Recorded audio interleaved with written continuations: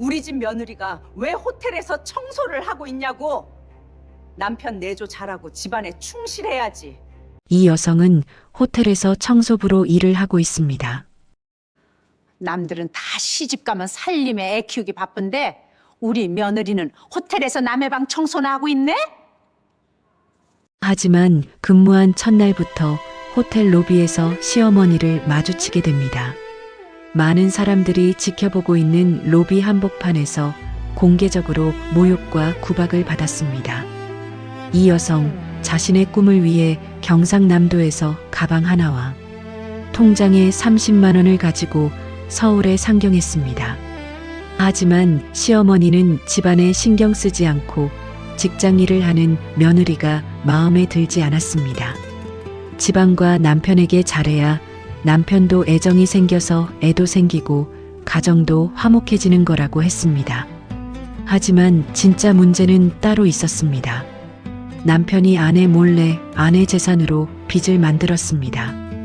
남편은 아내의 어머니에게서 물려받은 땅을 담보로 빚을 지게 되고 잠깐 투자한 거라고 금방 복구된다고 걱정하지 말라고 했습니다. 시어머니는 이를 적반하장으로 자신의 아들의 잘못이 아닌 며느리가 남편과 집안을 돌보지 않아서 그렇게 됐다고 했습니다. 그런데 이 며느리 곁에 아무도 모르는 사람이 있었습니다. 10년 전 화재 사고, 그 의문이 서서히 밝혀지게 됩니다. 그리고 아무도 몰랐던 한 남성 10년이 지나 진실이 드러납니다. 이후 호텔 회장은 이 여성에게 고개를 숙였습니다. 그리고 이 여성은 복수 대신 이것을 선택했습니다. 10년 전 화재 사고와 의문의 남성, 그리고 호텔 회장은 왜 여성에게 고개를 숙였으며 그녀가 복수 대신 택한 건 무엇이었을까요? 영상 시작하기에 앞서 구독과 좋아요 부탁드려요. 그리고 댓글로 하고 싶은 이야기나 어디서 듣고 계신지 남겨주세요. 여러분의 참여는 좋은 이야기를 더 많은 분들에게 전달할 수 있는 기회가 되고 누군가에게 위로와 힐링이 될 수 있습니다. 서울이라는 도시는 참 이상한 곳입니다. 누군가에게는 꿈을 이루는 무대가 되고 누군가에게는 그 꿈을 산산이 부수는 시험장이 됩니다. 차유진은 후자였습니다. 아니, 적어도 처음에는 그렇게 보였습니다. 그녀는 경상남도 작은 도시에서 태어났습니다. 아버지는 일찍 세상을 떠났고 어머니는 시장 좌판에서 나무를 팔며 세 아이를 키웠습니다. 유진은 그 세 아이 중 맏이었습니다. 학교를 마친 뒤에도 화려한 꿈 같은 건 없었습니다. 단 하나, 내 힘으로 내 자리까지 올라가는 것, 그것뿐이었습니다. 남들이 보기엔 소박한 꿈이었지만 유진에게는 그것이 전부였습니다. 그 꿈 하나를 품고 그녀는 서울행 버스에 몸을 실었습니다. 가방 하나, 통장 잔액 30만 원, 그리고 쉽게 흔들리지 않는 눈빛, 그것이 그녀가 서울로 가져온 전부였습니다. 처음 취업한 곳은 강남 한복판에 자리한 5별짜리 특급 호텔이었습니다. 직책은 객실 청소 담당, 아무도 기억해주지 않는 자리, 아무도 감사하다 말하지 않는 위치. 호텔 로비는 언제나 빛났습니다.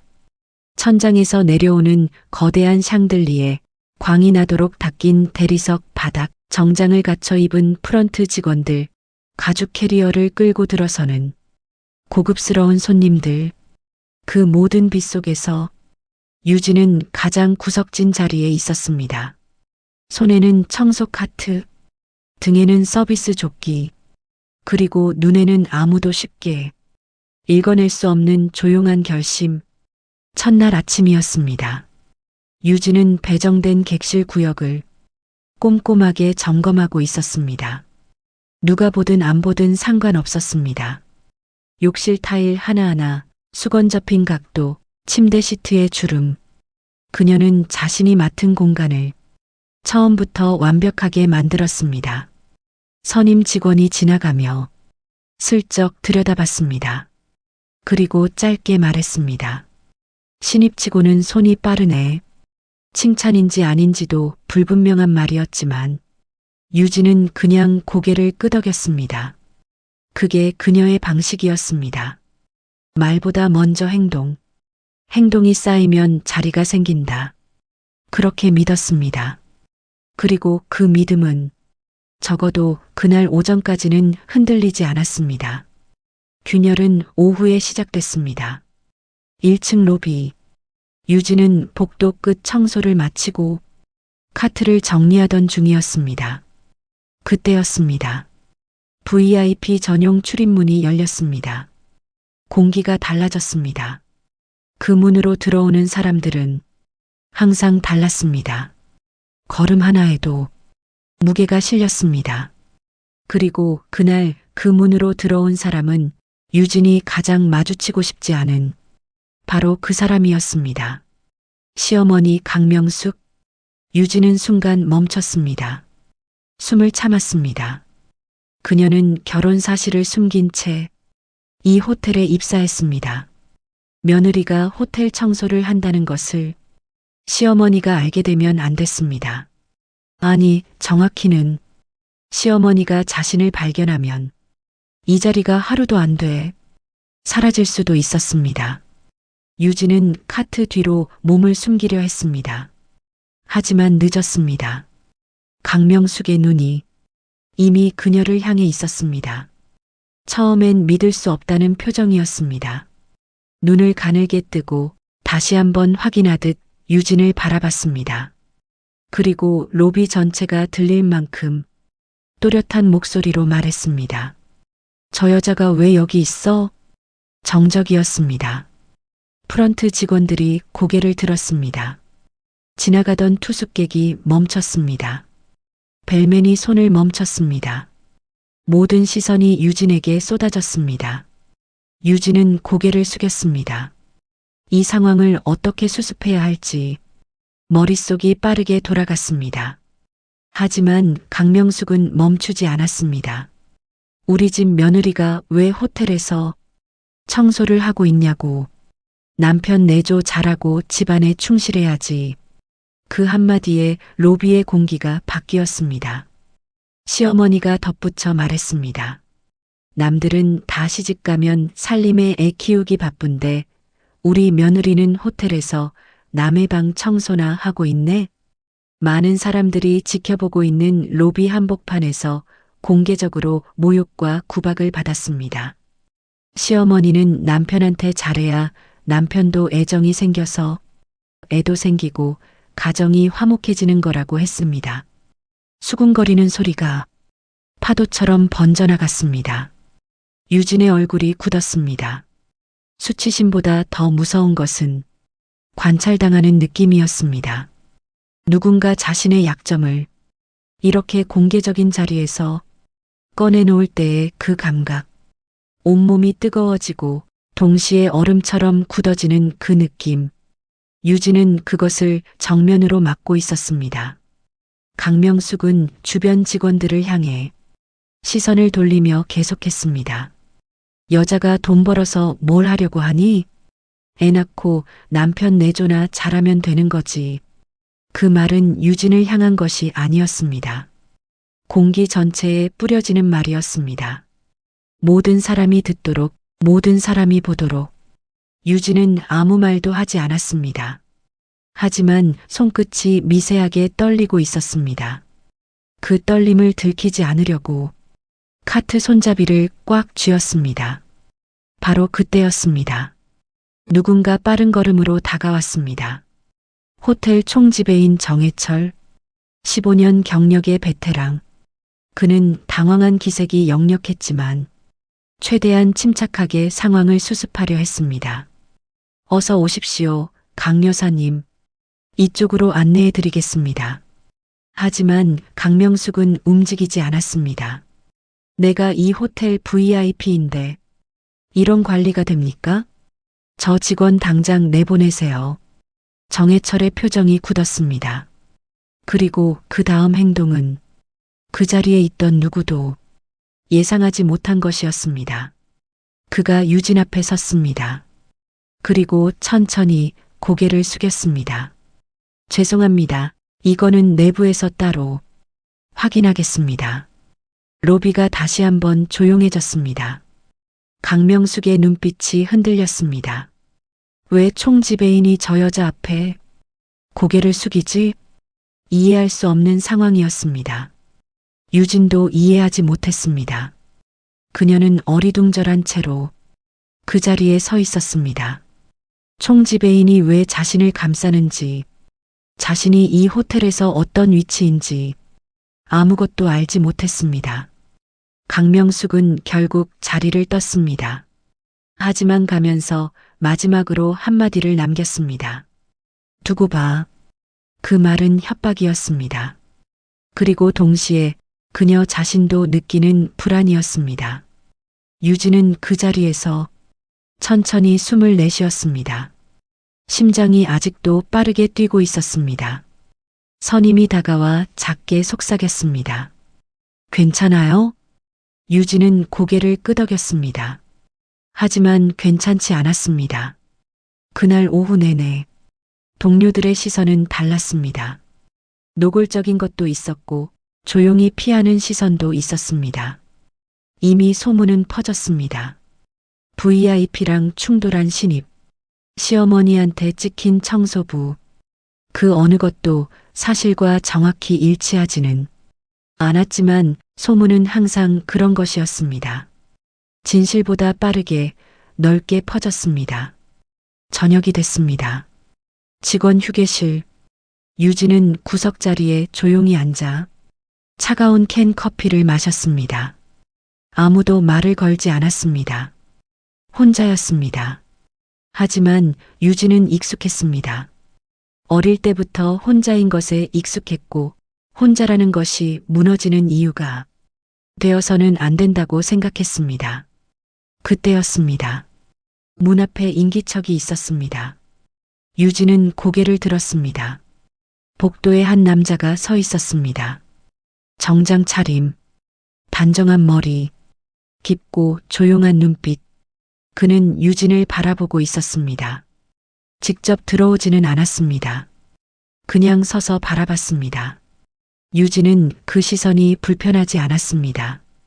오히려 이상하게도 낯설지 않았습니다. 남자는 잠시 후 시선을 거두고 복도로 사라졌습니다. 나중에서야 유진은 알게 됩니다. 그가 본사 전략기획실장 박현수라는 것을, 그리고 그가 그 자리에 서 있었던 이유가 단순한 우연이 아니었다는 것을. 10년 전 이 호텔에서 일어난 화재 사고, 그날 박현수는 불길 속에 갇혔습니다. 연기가 가득 찼고 출구가 어딘지 알 수 없었습니다. 모든 것이 포기로 기울던 순간 누군가 그의 팔을 잡았습니다. 강한 손이었습니다. 이쪽이에요. 따라오세요. 어두운 연기 속에서도 그 목소리는 선명했습니다. 숨 쉬어요. 아직 끝 아니에요. 그 말 한마디가 포기하려던 박현수를 다시 일으켰습니다. 그리고 두 사람은 불길을 빠져나왔습니다. 그런데 그 직후 사고 수습으로 혼란한 틈에 그 사람은 사라졌습니다. 얼굴을 제대로 볼 틈도 없었습니다. CCTV에는 흐릿하게 여성으로 추정되는 인물만 찍혔습니다. 박현수는 그날 유진을 처음 봤습니다. 아니, 정확히는 처음 확인했습니다. 그는 오래된 기억 하나를 품고 있었습니다. 박현수는 10년 동안 그 사람을 찾았습니다.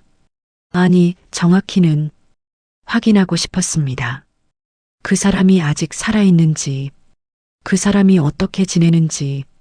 그리고 오늘 휴게실 문 앞에서 유진을 봤을 때 그 목소리의 기억이 다시 떠올랐습니다.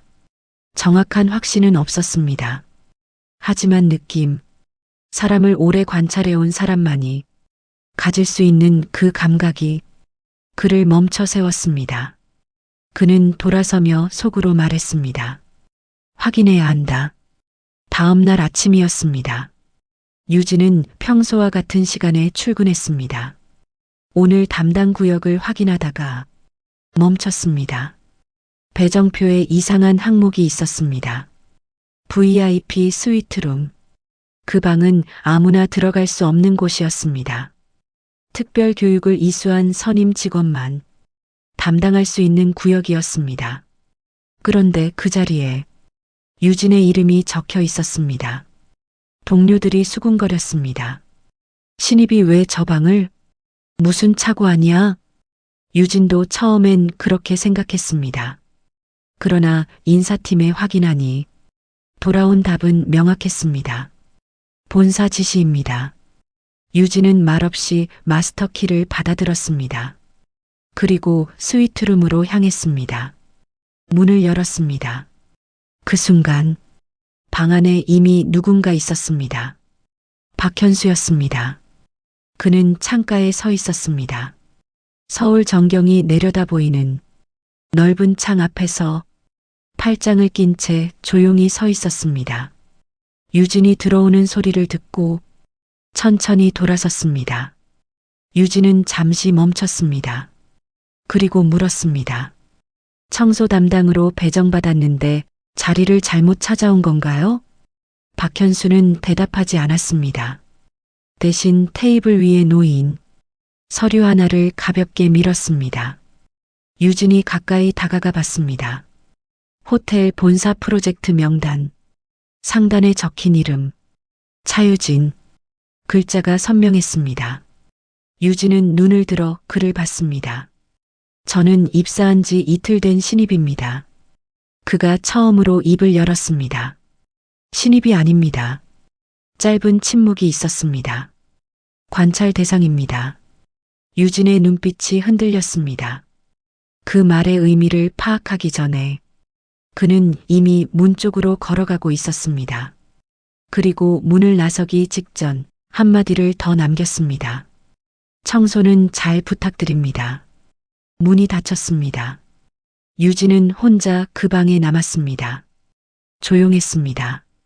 서울 하늘이 창 너머로 펼쳐졌습니다. 유진은 서류를 다시 들여다봤습니다. 자신의 이름 옆에 적힌 문구. 전략 육성 대상 1호. 이게 무슨 뜻인지 아직 알 수 없었습니다. 그날 저녁 시어머니 강명숙이 다시 호텔을 찾았습니다. 이번엔 로비가 아니었습니다. 직접 인사팀 사무실로 찾아갔습니다. 그 여자 당장 내보내세요. 인사팀장은 당황했지만 정중하게 답했습니다.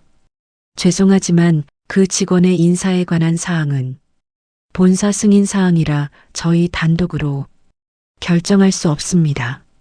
강명숙의 표정이 굳었습니다. 본사? 이상했습니다. 단순한 청소 직원 하나를 본사에서 관리한다는 것이 그녀는 처음으로 느꼈습니다. 자신이 모르는 무언가가 이 호텔 안에 있다는 것을, 그리고 그 중심에 유진이 있다는 것을. 강명숙은 자리를 떴습니다. 하지만 발걸음이 무거웠습니다. 자신감 대신 불안이 자리를 잡았습니다. 그날 밤 유진은 호텔 옥상에 올라갔습니다. 바람이 불었습니다. 서울의 야경이 눈 아래로 펼쳐졌습니다. 수백만 개의 불빛, 그 불빛들 속에 얼마나 많은 사람들이 각자의 싸움을 하고 있을까? 유진은 그런 생각을 했습니다. 그리고 조용히 혼자 중얼거렸습니다. 나는 지금 제대로 가고 있는 걸까? 대답이 없었습니다. 바람만 불었습니다. 그때 뒤에서 발소리가 들렸습니다. 유진이 돌아봤습니다. 박현수였습니다. 그는 유진 옆에 나란히 서서 서울 야경을 바라봤습니다. 잠시 침묵이 흘렀습니다. 그리고 그가 말했습니다. 당신은 이 호텔에서 가장 중요한 사람이 될 겁니다. 유진은 가볍게 웃었습니다. 저는 그냥 청소 직원입니다.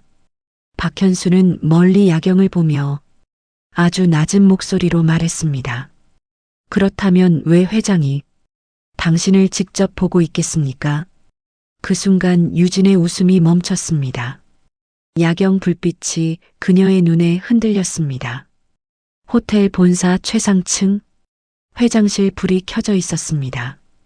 한 남자가 책상 앞에 앉아 무언가를 내려다보고 있었습니다.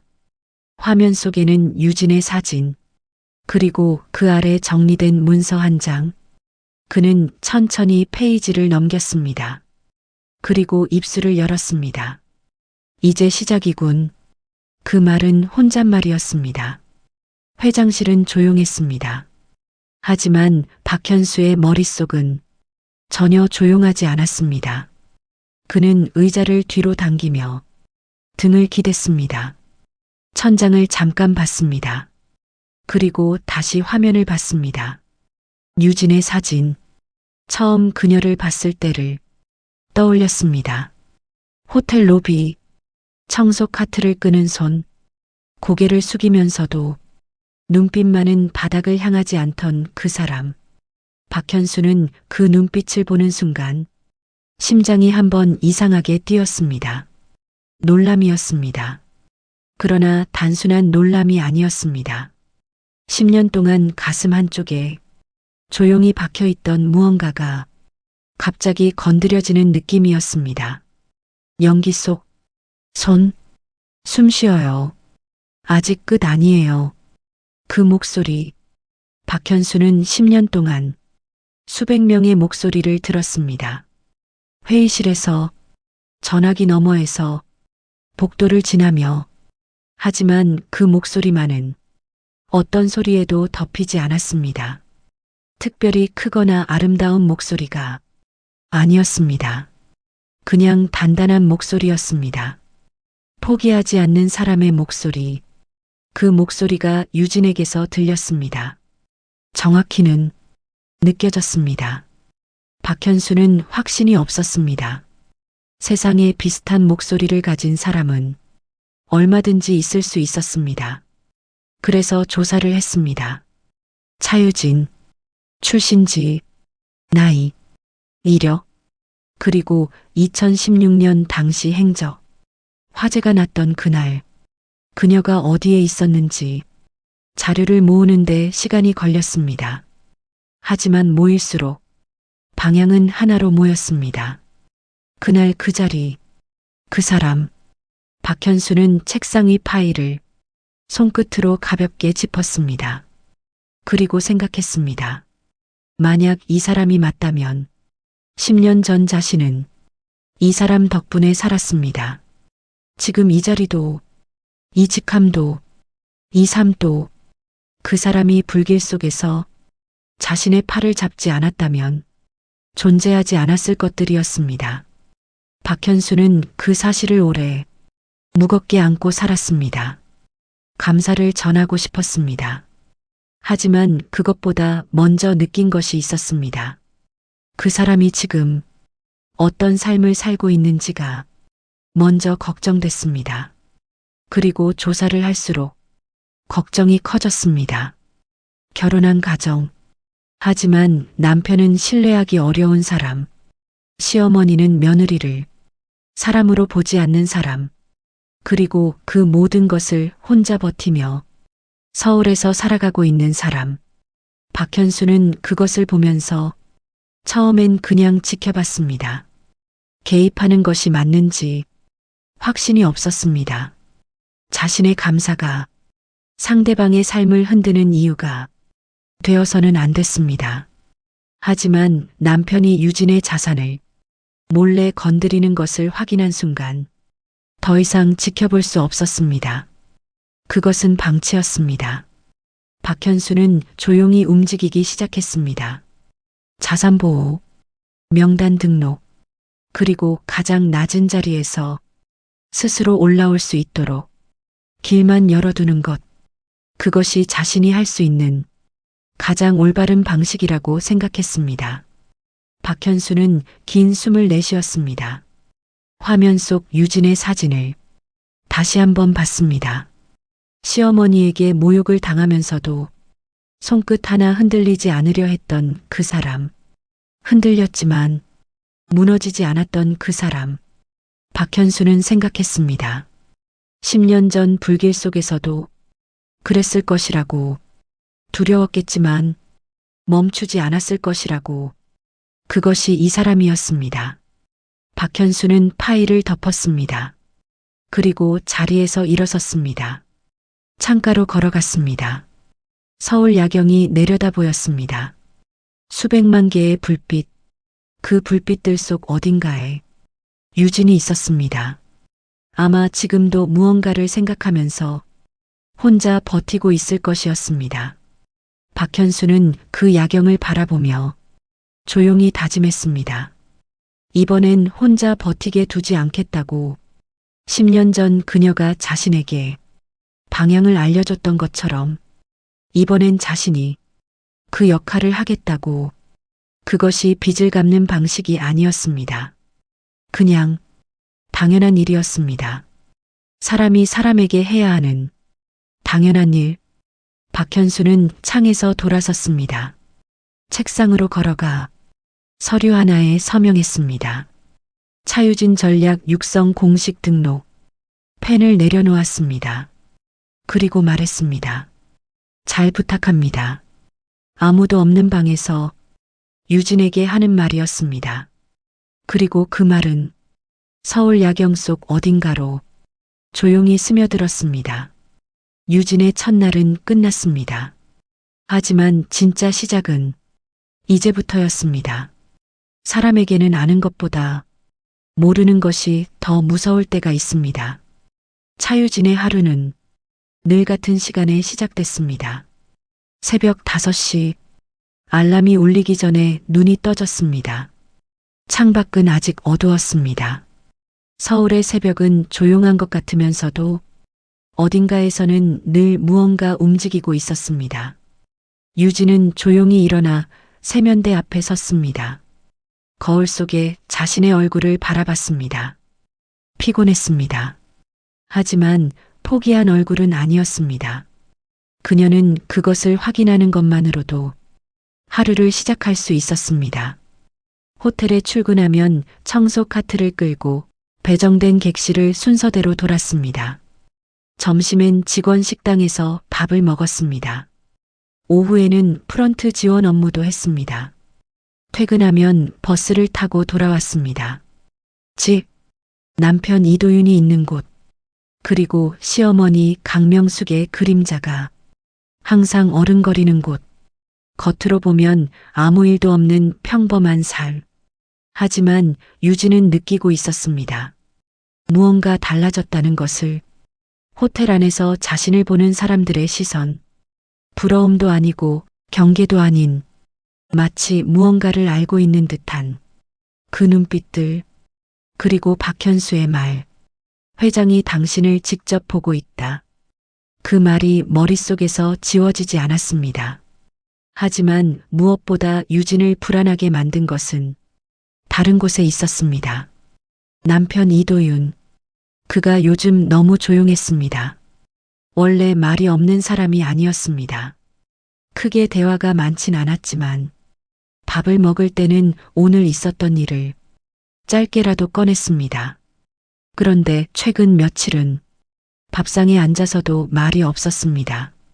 TV만 보다가 먼저 방으로 들어갔습니다. 전화를 받으러 나가는 횟수가 늘었습니다. 유진은 그냥 넘기려 했습니다.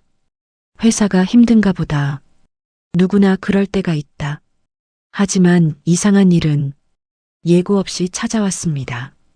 그날도 평소처럼 유진은 청소를 마치고 직원 휴게실에 앉아 있었습니다. 잠깐 숨을 돌리는 시간이었습니다. 휴대폰을 꺼내 들었습니다. 문자가 와 있었습니다. 은행에서 온 알림 문자. 은행 대출 실행 완료 안내. 유진은 읽다가 멈췄습니다. 다시 읽었습니다. 대출 실행. 자신은 어떤 대출 신청도 한 적이 없었습니다. 손이 빨라졌습니다. 은행 앱을 열었습니다. 계좌 내역을 확인했습니다. 그리고 그 순간 숨이 멎었습니다. 자신의 이름으로 된 작은 땅, 서울 외곽에 있는 조그만 토지, 어머니에게 물려받은 것이었습니다. 그것이 담보로 잡혀 있었습니다. 그것도 이미 오래된 것처럼 조용히 아무도 모르게. 유진의 손이 떨렸습니다. 화면을 확대해서 다시 봤습니다. 숫자가 분명했습니다. 실수가 아니었습니다. 그녀는 자리에서 일어났습니다. 더 이상 앉아 있을 수 없었습니다. 바로 그 길로 은행으로 향했습니다. 점심시간도 잊었습니다. 은행 창구에 앉았습니다. 직원은 화면을 보더니 덤덤하게 말했습니다. 남편분이 공동 서명으로 진행하셨습니다. 그 한마디, 유진의 머릿속에서 수많은 생각이 한꺼번에 무너졌습니다. 공동 서명, 자신의 서명이 들어간 서류. 하지만 자신은 서명한 적이 없었습니다. 언제 진행된 건가요? 직원이 날짜를 말했습니다. 유진이 호텔에서 야간 근무를 서던 날이었습니다. 모든 것이 맞아떨어졌습니다. 자신이 없는 사이 자신의 도장이 찍혔습니다. 자신의 이름으로 빚이 만들어졌습니다. 유진은 은행 문을 나서며 처음으로 다리가 흔들리는 것을 느꼈습니다. 분노였습니다. 그러나 그것을 눈물로 흘려보내지 않았습니다. 그녀는 참았습니다. 집으로 돌아가야 했습니다. 직접 확인해야 했습니다. 퇴근 후 현관문을 열었습니다. 이도윤은 소파에 앉아 TV를 보고 있었습니다. 리모컨을 들고 채널을 바꾸면서 마치 아무 일도 없다는 듯 유진은 신발을 벗으며 조용히 물었습니다. 나 몰래 뭐 했어? 이도윤이 잠깐 멈칫했습니다. 손이 잠깐 리모컨 위에서 멈췄습니다. 하지만 곧 다시 채널을 바꾸며 웃는 얼굴로 말했습니다. 아, 그거 잠깐 투자한 거야. 금방 복구돼. 걱정 마. 그 말의 가벼움이 유진을 더 화나게 했습니다. 단순한 잘못이 아니었습니다. 내 이름으로 왜 그런 걸 해? 처음으로 목소리가 높아졌습니다. 이도윤도 표정이 바뀌었습니다. 가벼운 웃음 대신 짜증이 올라왔습니다. 왜 이렇게 예민하게 굴어? 투자가 좀 잘못될 수도 있잖아. 그게 다야. 그게 다야? 유진의 목소리가 더 낮아졌습니다. 오히려 낮아질수록 더 진지한 목소리였습니다. 내 어머니한테 물려받은 땅이야. 그게 어떤 의미인지 알아? 이도윤은 시선을 피했습니다. 아, 참. 너도 집에 없잖아. 호텔이 그렇게 중요해? 집을 좀 신경 써야지. 그 말은 화제를 돌리는 말이었습니다. 책임을 반으로 나눠 유진에게도 절반을 얹으려는 시도. 유진은 그것을 알면서도 말이 막혔습니다. 바로 그 순간이었습니다. 안방 문이 열렸습니다. 시어머니 강명숙이 나왔습니다. 오늘도 와 있었습니다. 그녀는 두 사람의 표정을 보더니 한숨을 쉬며 고개를 저었습니다. 그리고 유진을 향해 말했습니다. 그러니까 내가 뭘 했어. 내가 돈 벌 생각만 하니까 집이 이렇게 되는 거야. 유진은 그 말을 듣고 잠시 아무 말도 하지 않았습니다. 남편이 자신 몰래 내 재산으로 빚을 냈는데 그 잘못이 지금 내 몫이 되고 있었습니다. 이것은 비난이 아니었습니다. 죄를 뒤집어 씌우는 구조였습니다. 유진은 손을 꼭 쥐었습니다. 온몸이 떨리는 것을 느꼈습니다. 분노인지 억울함인지 아니면 그 모든 것이 뒤섞인 것인지 구분할 수 없었습니다. 그때 남편이 다시 말했습니다. 사실 너도 책임 있어. 집을 안 돌봤잖아. 그 말이 마지막이었습니다. 유진의 눈이 이상하게 고요해졌습니다. 폭풍이 오기 전에 하늘처럼 그녀는 조용히 방으로 들어갔습니다. 문을 닫았습니다. 그리고 그 자리에 섰습니다. 아무것도 하지 않았습니다. 그냥 서 있었습니다. 그렇게 얼마가 지났을까? 유진은 천천히 침대 끝에 앉았습니다. 머릿속이 완전히 뒤집혀 있었습니다. 나는 무엇을 위해 이 결혼을 했는가? 나는 무엇을 위해 이렇게 살고 있는가? 그 질문들이 조용히 밀려왔습니다. 대답이 없었습니다. 그리고 밤이 깊어졌습니다. 잠이 오지 않았습니다. 유진은 다시 휴대폰을 꺼내 들었습니다. 은행 앱을 다시 열었습니다. 거래 내역을 하나씩 다시 살펴봤습니다. 그런데 이상한 것이 있었습니다. 자신이 분명히 기억하지 못하는 거래가 하나가 아니었습니다. 2건, 3건, 모두 조용하게 일정한 간격으로 누군가 계획적으로 유진의 자산을 움직이고 있었습니다. 그런데 그 거래의 끝에 이상한 수신처가 있었습니다. 유진은 눈을 좁혔습니다. 화면을 확대했습니다. 거래처 명칭, 전략기획. 그 글자가 눈에 박혔습니다. 전략기획. 유진은 그 단어를 어제 분명히 들은 적이 있었습니다.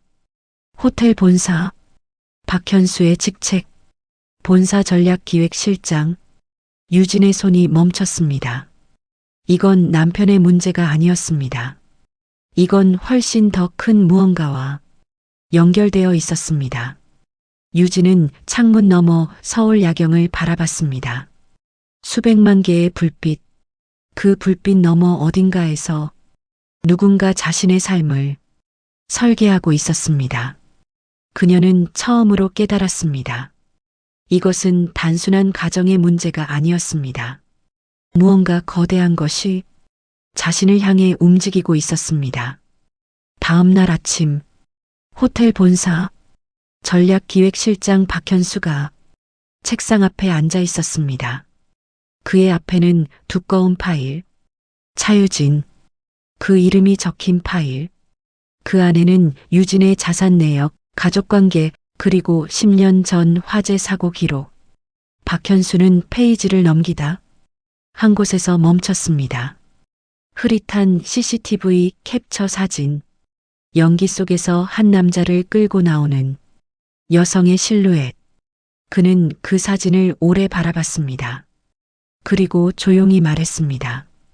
이제 시작이군. 그의 손이 서류 하나에 서명했습니다. 차유진 자산보호 긴급조치. 그것은 유진이 전혀 모르는 사이에 이루어진 일이었습니다. 그리고 그 조치는 유진을 살리는 결정이 될 것이었습니다. 하지만 동시에 그것은 유진의 삶을 완전히 다른 방향으로 이끌게 될 선택이기도 했습니다.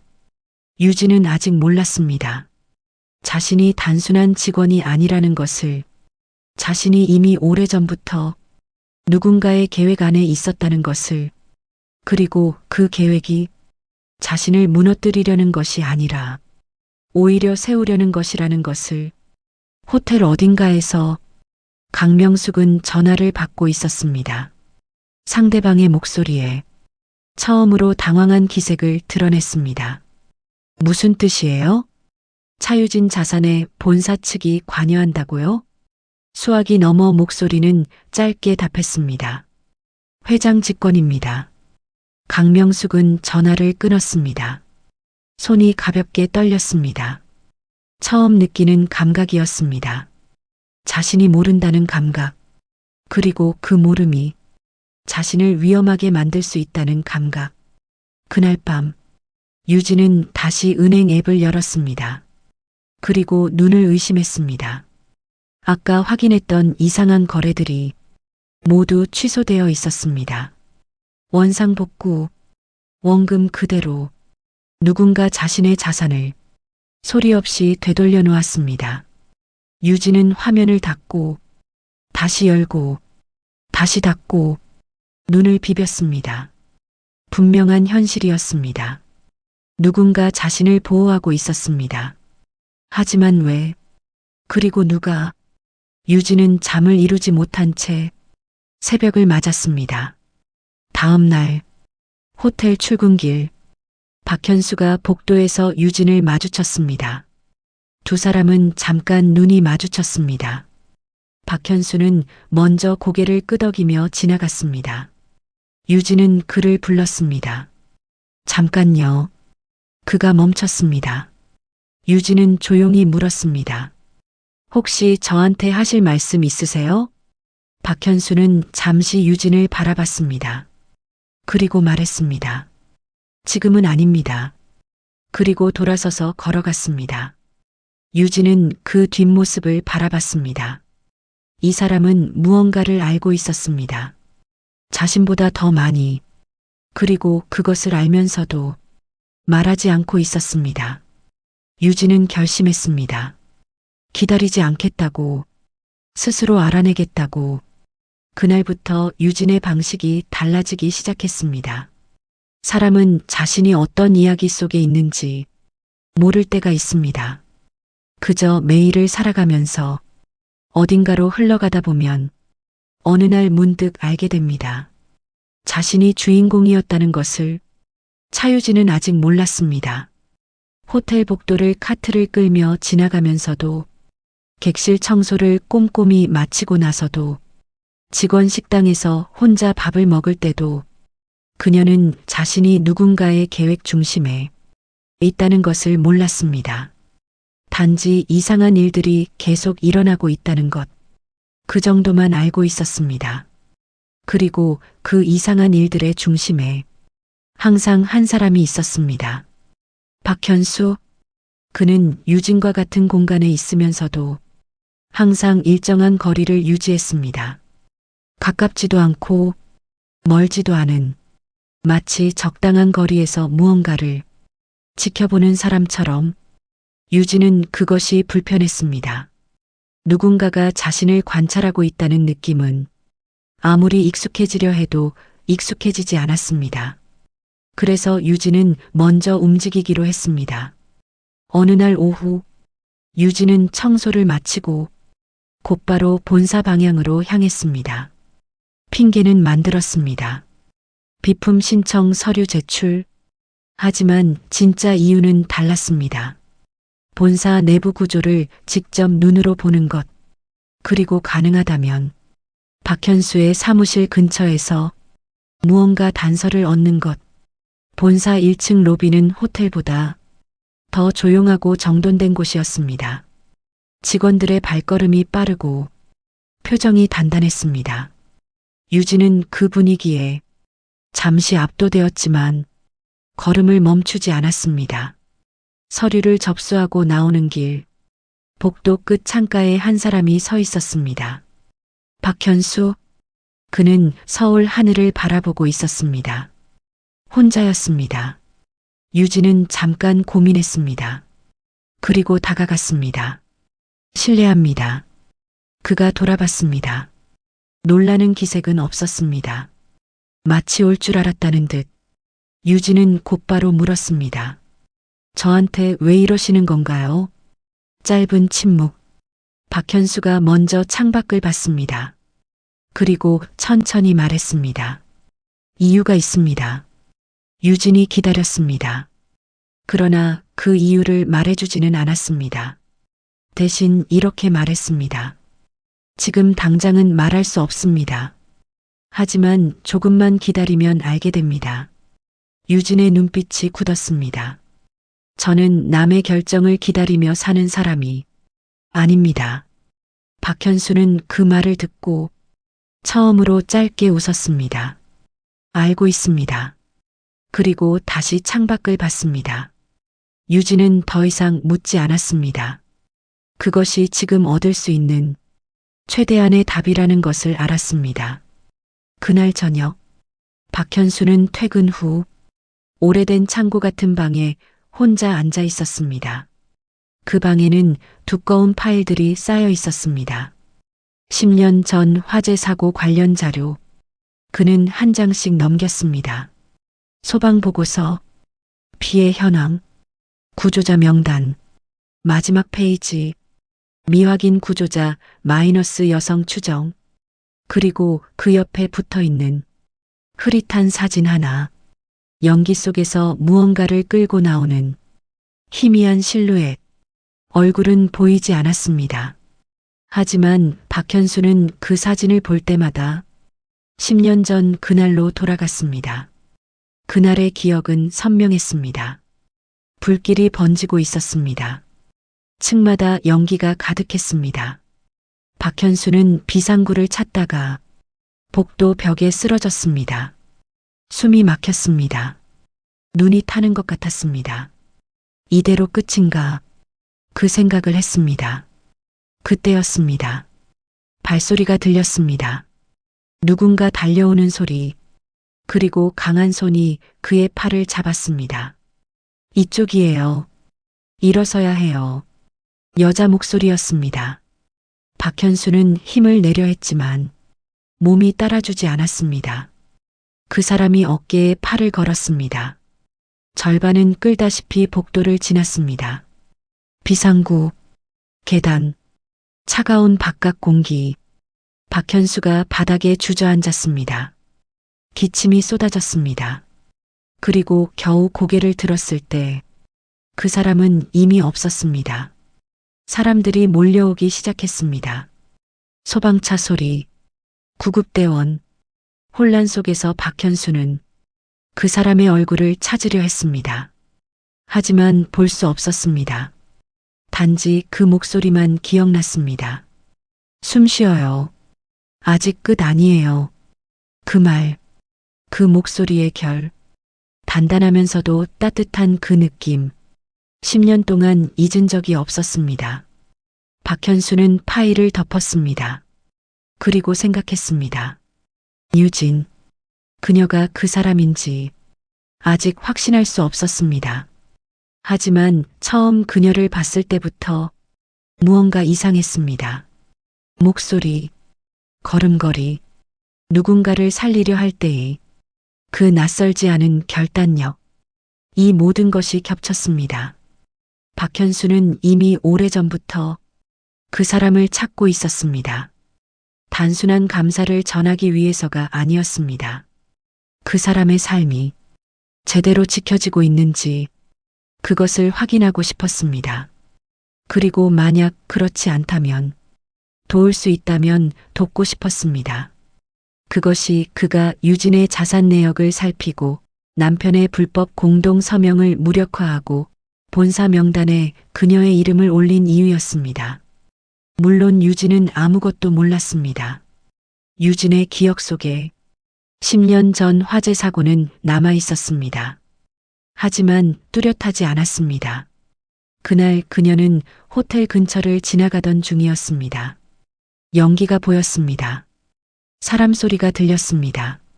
생각할 틈도 없이 뛰어들어갔습니다. 누군가를 끌어냈습니다.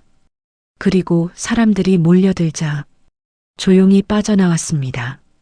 당연한 일을 했다고 생각했습니다. 그것뿐이었습니다. 자신이 살린 사람이 누구인지도 몰랐습니다. 이제는 기억조차 흐릿했습니다. 그저 연기 냄새, 누군가의 무게, 차가운 바깥 공기, 그 정도의 감각만 남아 있었습니다. 그런데 그 기억의 조각이 지금 이 순간 이 모든 것과 연결되어 있었습니다. 한편 시어머니 강명숙은 날이 갈수록 초조해졌습니다. 유진이 호텔에서 빠르게 자리를 잡아가고 있었습니다. 청소 담당으로 시작했지만 벌써 프로젝트 명단에 이름이 올라가고 인사팀이 함부로 건드릴 수 없는 존재가 됐습니다. 게다가 본사 직권, 그 한마디가 강명숙의 모든 시도를 막아버렸습니다. 강명숙은 직접 알아보기로 했습니다. 오래전부터 알고 지내던 호텔 업계 인사 한 명에게 전화를 걸었습니다. 그쪽 호텔 본사에서 차유진이라는 여자를 왜 그렇게 보호하는 건지 알아봐 줄 수 있어? 상대방은 잠시 침묵하더니 말했습니다. 강 여사, 그쪽은 함부로 건드리면 안 되는 라인이에요. 무슨 라인? 회장이 직접 눈을 두고 있어요. 강명숙은 전화를 끊었습니다. 방안이 조용해졌습니다. 회장, 이 나라에서 그 호텔 그룹의 회장이라는 사람은 아무도 함부로 건드릴 수 없는 존재였습니다. 그런 사람이 며느리를 직접 보고 있다. 이게 무슨 뜻인가? 강명숙은 처음으로 자신이 상대하는 것이 단순한 며느리가 아닐 수도 있다는 것을 느꼈습니다. 하지만 그 생각을 받아들이기 싫었습니다. 아직은.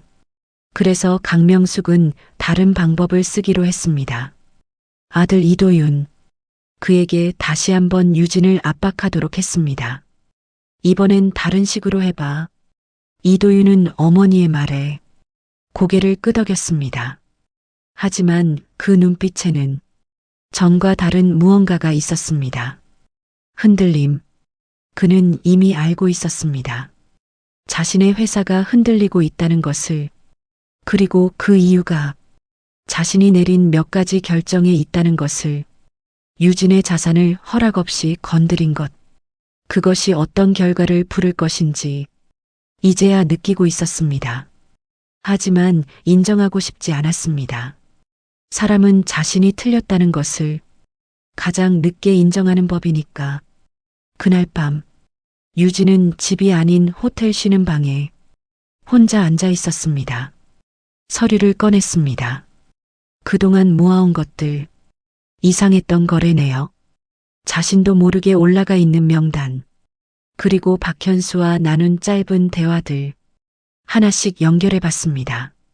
그러다 한 가지를 발견했습니다. 프로젝트 명단 속의 설명, 차유진 2016년 화재 사고 연관 인물. 유진은 멈췄습니다. 2016년, 그해, 그 사건, 연기, 손, 아직 끝 아니에요.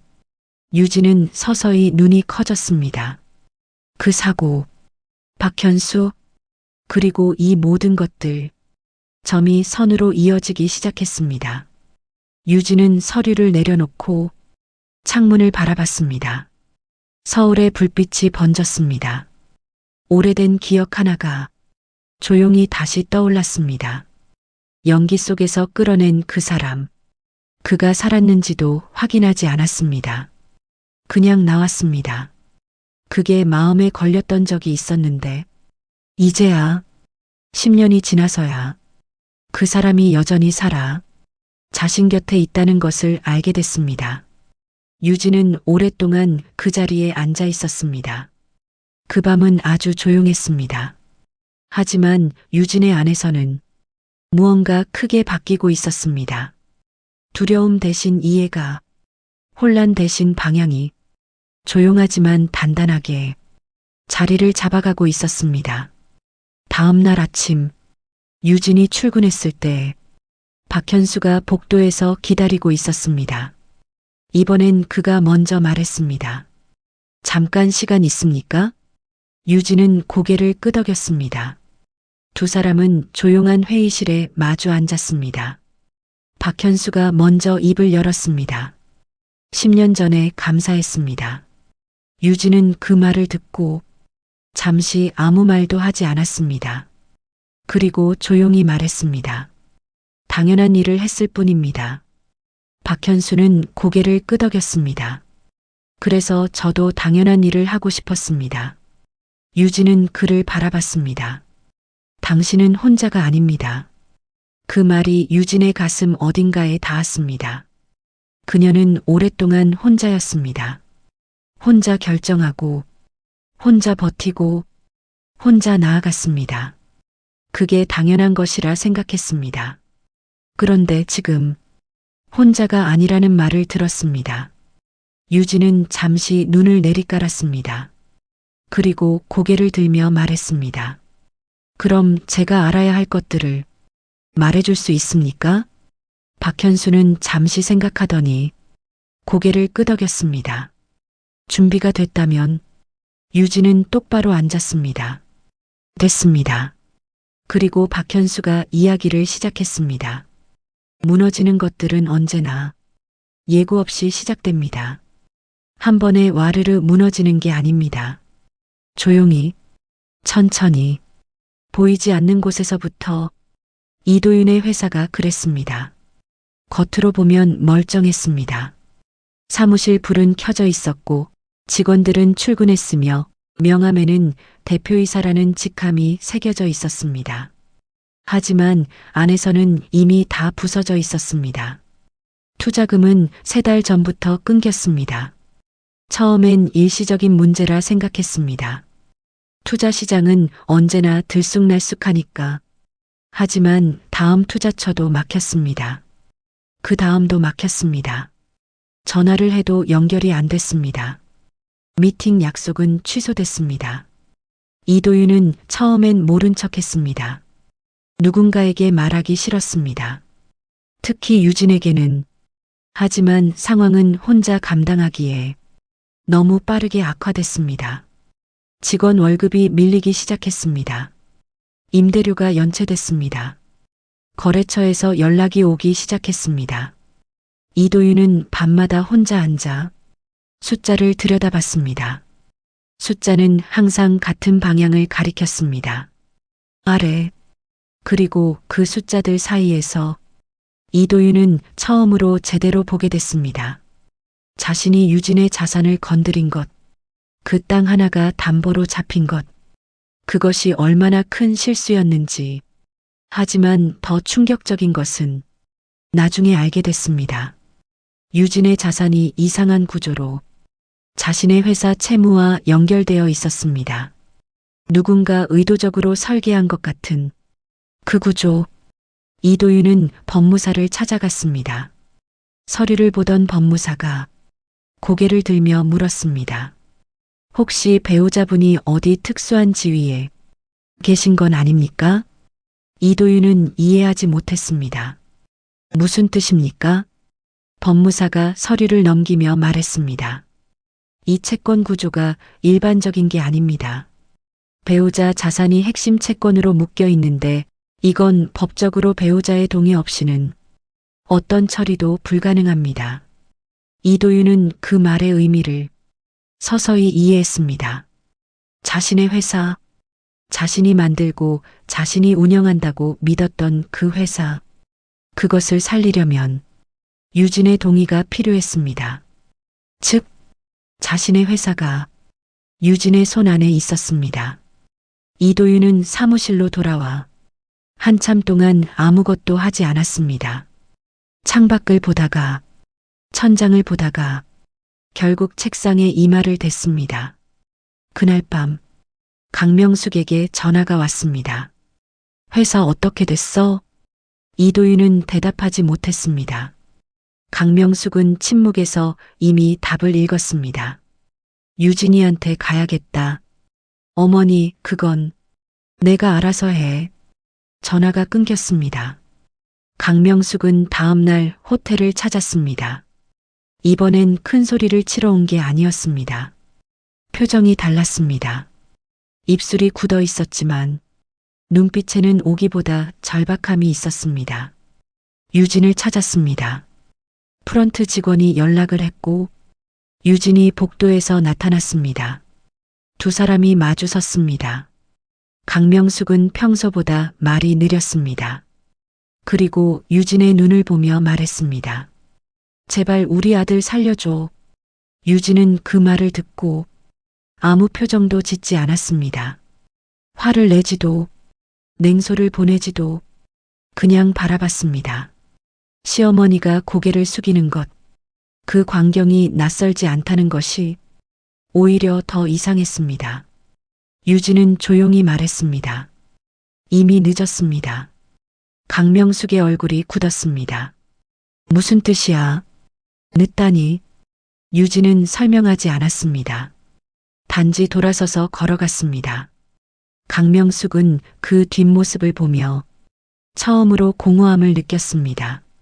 자신이 평생 누군가를 아래에 두고 살았는데 지금 이 순간 자신이 아래에 있었습니다. 유진은 박현수에게 전화했습니다. 이제 어떻게 됩니까? 박현수는 짧게 말했습니다. 당신이 결정합니다. 유진은 잠시 생각했습니다. 그리고 말했습니다. 채권 정리는 법적 절차대로 진행하세요. 단 직원들 월급은 먼저 확보해 주십시오. 박현수는 들었습니다. 유진은 계속했습니다. 직원들은 죄가 없습니다. 그 말, 박현수는 수화기 너머에서 조용히 웃었습니다. 그게 그녀다 싶었습니다. 이도윤은 며칠 후 유진을 만나러 집에 왔습니다. 하지만 유진은 집에 없었습니다. 그는 거실에서 혼자 기다렸습니다. 유진이 들어왔을 때 그는 소파에서 일어났습니다. 얼굴이 여윈 것이 보였습니다. 잠을 못 잔 눈이었습니다. 그는 잠시 유진을 바라보다가 천천히 무릎을 꿇었습니다. 유진은 그 광경을 보고 감정이 올라오는 것을 느꼈습니다. 하지만 그 감정이 무엇인지 스스로도 알 수 없었습니다. 불쌍하다고 느끼지는 않았습니다. 분노도 아니었습니다. 그냥 끝이라는 느낌이었습니다. 이도윤은 바닥을 보며 말했습니다. 내가 잘못했어. 유진은 그를 보지 않았습니다. 창문을 봤습니다. 하늘이 흐렸습니다. 유진은 말했습니다. 무릎 꿇어서 해결되는 게 아닌 것도 있어. 이도윤은 아무 말도 하지 못했습니다. 유진은 방으로 들어갔습니다. 그리고 서랍에서 서류 하나를 꺼냈습니다. 법무사가 정리해준 서류였습니다. 채권 정리 동의서, 그리고 그 아래 이혼 협의서. 유진은 2장 모두를 들고 거실로 나왔습니다. 테이블 위에 놓았습니다. 이도윤이 고개를 들어봤습니다. 유진은 조용히 말했습니다. 직원 월급 먼저 확보되면 나머지는 법대로 진행해. 그리고 돌아섰습니다. 이도윤은 그 서류를 바라봤습니다. 오랫동안 그 방 안이 조용했습니다. 한편 호텔 본사에서는 이도윤 회사와 관련된 채권 정리 절차가 이미 시작되고 있었습니다. 박현수가 직접 챙기고 있었습니다. 직원들의 임금은 별도 계좌로 먼저 분리됐습니다. 법적으로 문제없는 방식으로, 유진이 원한 방식으로 박현수는 서류를 처리하면서 한 가지를 생각했습니다. 이 사람은 복수를 하는 것이 아니다. 처음부터 그냥 옳은 것을 하고 있었습니다. 그것이 상대를 가장 작게 만드는 방식이었습니다. 소리 지르지도 않고 울지도 않고 그냥 옳은 일을 했습니다. 강명숙은 아들의 회사가 정리된다는 소식을 들었을 때 처음엔 믿지 않았습니다. 그 다음엔 막으려 했습니다. 그리고 마지막엔 아무것도 할 수 없다는 것을 알았습니다. 그녀는 홀로 빈 방에 앉아 있었습니다. 평생 당연하게 여겼던 것들, 자신이 위에 있다는 것, 며느리가 아래에 있다는 것, 아들이 중심에 있다는 것, 그 모든 것이 허물어지고 있었습니다. 그때 강명숙의 핸드폰에 알림이 왔습니다. 이상한 이름의 발신인이었습니다. 문자를 열었습니다. 강명숙 여사께 지금까지의 일들에 대해 직접 뵙고 말씀드리고 싶습니다. 내일 오전 10시 호텔 본사 회의실로 와주시면 감사하겠습니다. 발신인, 호텔 그룹 회장실. 강명숙은 그 문자를 한참 바라봤습니다. 손이 떨렸습니다. 회장, 그 이름이 가진 무게가 지금 이 순간 자신을 향해 오고 있었습니다. 그날 밤 유진은 처음으로 편하게 잠들었습니다. 꿈을 꿨습니다. 어릴 때 어머니가 나물 파는 좌판, 그 앞에 서서 어머니 손을 잡던 자신, 어머니가 말했습니다. 유진아, 힘들면 힘들다고 해야지. 유진은 꿈속에서도 고개를 저었습니다. 그리고 말했습니다. 엄마, 나 이제 힘들지 않아. 잠에서 깼습니다. 새벽이었습니다. 하늘이 조금씩 밝아오고 있었습니다. 유진은 창문을 열었습니다. 서울의 새벽 공기가 들어왔습니다. 차가웠습니다. 하지만 상쾌했습니다. 그리고 그 공기를 맞으며 유진은 처음으로 제대로 웃었습니다. 어떤 진실은 가장 가까운 곳에 있을 때 가장 오래 숨겨져 있습니다. 유진이 몰랐던 것들이 있었습니다. 자신의 어머니에 대해 윤혜란, 유진이 기억하는 어머니는 늘 시장 좌판에 앉아 나무를 팔던 사람이었습니다. 손이 거칠었습니다. 화장기가 없었습니다. 말이 많지 않았습니다. 하지만 한 번 말을 하면 핵심만 짧고 단단하게 말했습니다. 그게 어머니였습니다. 유진은 그 어머니를 닮았다고 생각했습니다. 그것이 전부라고 생각했습니다. 하지만 아니었습니다. 어머니에게는 유진이 모르는 삶이 있었습니다. 그것이 드러나기 시작한 것은 이상하게도 유진이 호텔에 발을 들여놓은 이유였습니다. 강명숙이 호텔 본사 회장실에 문자를 받고 나서 다음 날 그녀는 정해진 시간에 맞춰왔습니다. 오랜만에 정장을 차려입었습니다. 마음을 다잡으려 했지만 회장실이라는 단어 앞에서 몸이 저절로 긴장됐습니다. 회의실 문이 열렸습니다. 안에 여러 명이 앉아 있었습니다. 법무 담당, 전략기획팀, 박현수, 그리고 상석의 한 남자, 호텔 그룹 회장, 70대로 보였습니다. 하지만 눈빛은 날카로웠습니다. 강명숙은 회장에게 천천히 다가갔습니다. 회장이 먼저 입을 열었습니다. 강 여사 오시느라 수고하셨습니다. 이 자리를 마련한 것은 지금까지 일어난 일들에 대해 직접 정리를 드리기 위해서입니다. 강명숙은 긴장한 채 들었습니다. 차유진 씨는 이 그룹의 전략 육성 대상입니다. 단순한 직원이 아닙니다. 강명숙은 눈을 좁혔습니다. 그게 무슨 뜻입니까? 회장은 잠시 뜸을 들이다가 말했습니다. 차유진 씨의 어머니 윤혜란 씨를 아십니까? 강명숙은 잠깐 멈췄습니다. 며느리 친정어머니요? 나물 파는 시골 할머니 아닙니까? 회장의 표정이 바뀌었습니다. 정확히는 무언가를 참는 표정이었습니다. 그리고 조용히 말했습니다. 아닙니다. 그 두 글자가 회의실 공기를 바꿨습니다. 윤혜란. 그녀는 약 30년 전 국내 호텔 산업 초창기 한 건축가와 함께 현재 이 호텔 그룹의 설계 기반을 만든 사람이었습니다. 당시 그녀의 이름은 업계에서 알만한 사람은 다 알았습니다. 공간을 보는 눈, 사람을 읽는 감각, 그리고 어떤 자리에서도 흔들리지 않는 판단력. 그것이 윤혜란이었습니다. 하지만 어느 날부터 그녀는 사라졌습니다. 업계에서, 도시에서, 그리고 이름 없는 시장 골목에서 나무를 팔기 시작했습니다. 이유는 하나였습니다. 딸, 차유진. 딸에게 진짜 삶을 주고 싶었습니다. 배경이 아니라 스스로 쌓은 것으로. 그래서 모든 것을 숨겼습니다. 재산도, 이름도, 과거도, 그리고 딸이 스스로 올라오는 것을 멀리서 지켜봤습니다.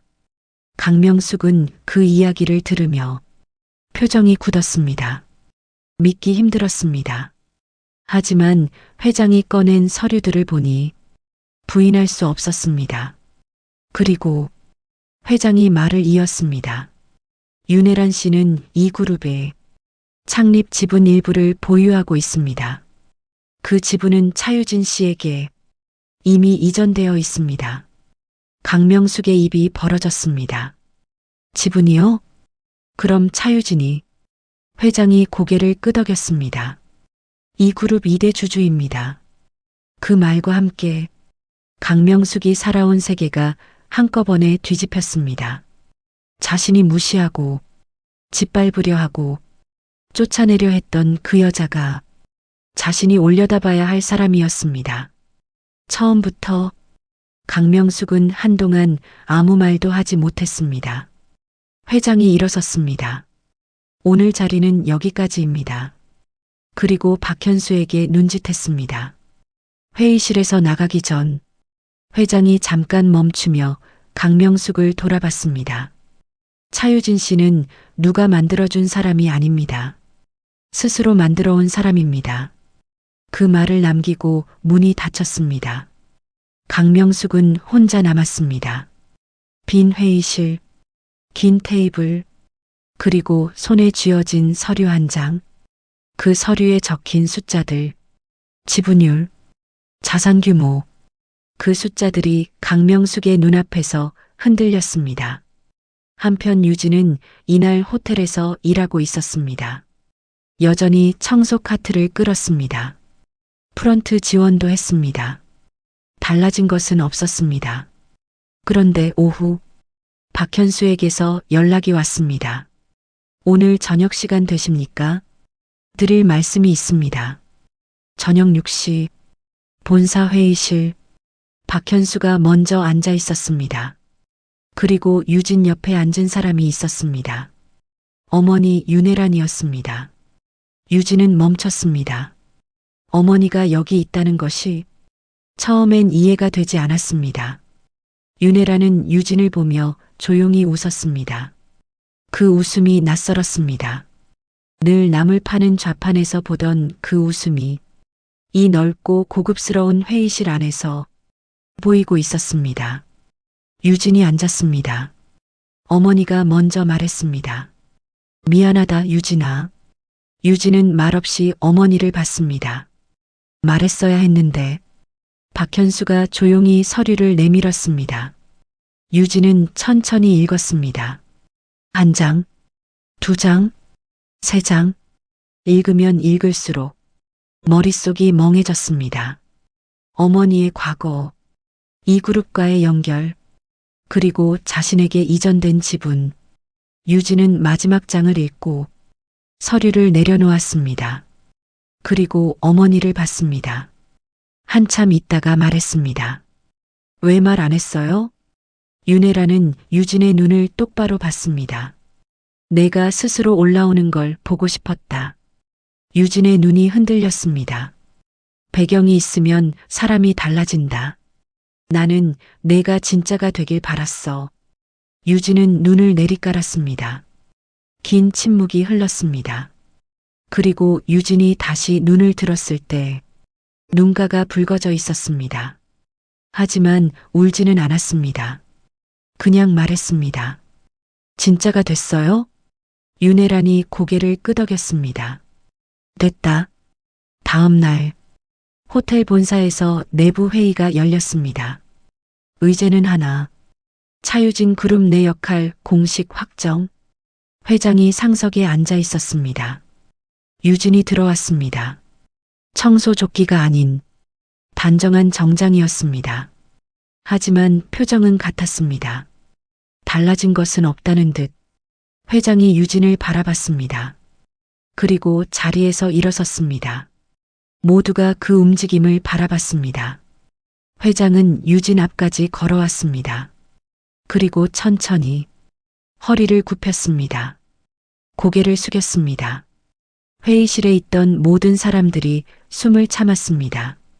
유진은 당황한 얼굴로 말했습니다. 이러지 않으셔도 됩니다. 회장이 고개를 들며 말했습니다. 당신의 어머니에게 진 빚을 이제야 갚는 겁니다. 그리고 당신이 있어야 할 자리에 당신을 세우는 것입니다. 그 말과 함께 유진은 자신이 서 있는 이 자리가 얼마나 오래된 것인지 처음으로 실감했습니다. 바로 그 시각 강명숙은 그 장면을 보고 있었습니다. 유리 너머에서, 복도에서 자신도 모르게 그 자리까지 와 있었습니다. 그리고 봤습니다. 자신이 평생 올려다보던 그 자리에 있는 사람, 그 회장이 며느리 앞에서 고개를 숙이는 장면을. 강명숙의 몸이 굳었습니다. 오래된 것들이 무너지는 소리가 들리는 것 같았습니다. 그 소리는 아주 조용했습니다. 하지만 그녀의 안에서는 아주 크게 들렸습니다. 모든 것이 드러났습니다. 감춰져 있던 진실들이, 오래된 거짓들이, 그리고 스스로도 몰랐던 자신의 모습들이 이제 남은 것은 하나였습니다.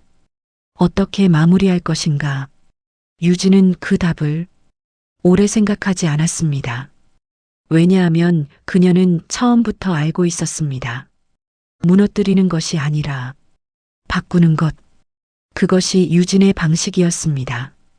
회장과의 공식 면담 이후 유진의 직함이 발표됐습니다. 호텔 그룹 전략개발 총괄 이사, 청소 직원에서 이사, 누군가는 말도 안 된다 했습니다. 누군가는 배경이 있었기 때문이라 했습니다. 하지만 박현수는 알고 있었습니다. 이것은 배경이 만든 자리가 아니었습니다.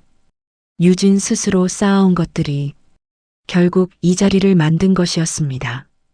첫날부터 청소를 완벽하게 해온 것, 시어머니의 모욕에도 무너지지 않은 것, 남편의 배신에 복수가 아닌 정리로 대응한 것, 자신의 자산이 흔들릴 때 먼저 직원들을 걱정한 것, 그 모든 것들이 이 자리를 만들었습니다. 그리고 이제 유진 앞에는 선택이 있었습니다. 이도윤, 채권 정리 절차가 마무리되고 있었습니다. 직원들 임금은 이미 확보됐습니다. 회사 자산 정리는 법적 절차대로 진행됐습니다. 이도윤은 모든 것을 잃었습니다. 집도 회사도 남아있지 않았습니다. 어머니 강명숙의 집에 들어가 있었습니다. 그마저도 언제까지 가능할지 몰랐습니다. 이도윤은 유진에게 연락했습니다. 마지막으로 한 번만 만나달라고. 유진은 짧게 생각했습니다. 그리고 응했습니다. 만남의 장소는 조용한 카페였습니다. 이도윤이 먼저 와 있었습니다. 전보다 훨씬 여인 얼굴, 힘이 빠진 어깨, 유진이 들어왔습니다. 두 사람이 마주 앉았습니다. 이도윤은 말을 꺼내기가 힘든 듯 잠시 손만 봤습니다. 그리고 말했습니다. 미안해. 유진은 그 말을 듣고 눈을 내리깔았습니다. 그 말이 지금은 충분하다고 생각해? 이도윤은 고개를 저었습니다. 아니, 충분하지 않다는 거 알아. 그냥 할 수 있는 말이 그것밖에 없어. 유진은 잠시 창밖을 봤습니다. 사람들이 지나가고 있었습니다.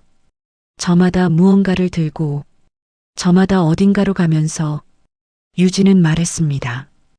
이혼은 법대로 진행될 거야. 그건 이미 말했고. 하지만 유진이 잠깐 멈췄습니다. 직원들 중에 내가 책임지던 사람들 있잖아. 그 사람들 취업 연계는 내가 알아볼게. 이도윤이 고개를 들었습니다. 놀란 눈이었습니다. 유진은 담담하게 말했습니다. 그 사람들이 무슨 잘못이야? 이도윤은 말을 잇지 못했습니다. 유진이 일어섰습니다. 앞으로 잘 살아. 그게 마지막이었습니다. 유진은 카페를 나왔습니다. 햇빛이 밝았습니다. 바람이 불었습니다. 유진은 그 바람을 맞으며 걸었습니다. 무겁지 않았습니다. 강명숙은 며칠 후 유진에게 편지를 보냈습니다. 편지였습니다. 손으로 쓴. 유진은 그 편지를 열었습니다. 글씨가 반듯하지 않았습니다. 여러 번 고쳐 쓴 흔적이 있었습니다. 편지에는 사과의 말이 있었습니다. 긴 말은 없었습니다. 단지 내가 틀렸다. 그 한 문장이 가운데에 있었습니다. 유진은 편지를 접었습니다. 서랍에 넣었습니다. 버리지 않았습니다. 왜 버리지 않았는지 스스로도 몰랐습니다. 하지만 그 편지를 버리는 것은 맞지 않는다는 감각이 있었습니다. 사람은 자신이 틀렸다는 것을 인정하는 순간부터 달라질 수 있으니까. 이제 유진은 매일 본사로 출근했습니다. 정장을 입고. 하지만 처음 며칠 그녀는 한 가지를 고집했습니다. 아침에 출근하자마자 청소 담당 직원들이 있는 구역으로 먼저 갔습니다. 오늘도 수고하세요. 그 한마디를 하고 자리로 갔습니다. 직원들이 처음엔 어색해했습니다. 하지만 이틀, 사흘, 일주일이 지나자 그 인사가 당연해졌습니다. 유진은 이사 자리에서 첫 번째 제안서를 제출했습니다. 제목, 직원 우선 구조 개편안. 내용은 간단했습니다. 청소 직원, 주방 직원, 벨맨, 호텔에서 가장 보이지 않는 자리의 사람들, 그들의 처우를 먼저 바꾸는 것, 급여 체계, 근무 환경, 승진 기회. 회장은 그 제안서를 보고 잠시 있다가 말했습니다. 바로 진행하세요. 박현수가 유진에게 조용히 말했습니다. 회장님이 처음으로 바로 결제하셨습니다. 유진은 고개를 끄덕였습니다. 당연한 일이니까요. 그 말, 박현수는 오래 기억했습니다. 당연한 일, 그것이 이 사람이 사는 기준이었습니다. 어머니 윤혜란이 서울로 올라왔습니다. 유진이 마련한 집, 처음엔 불편하다며 거절했습니다. 하지만 유진이 말했습니다. 엄마가 불편하면 나도 불편해.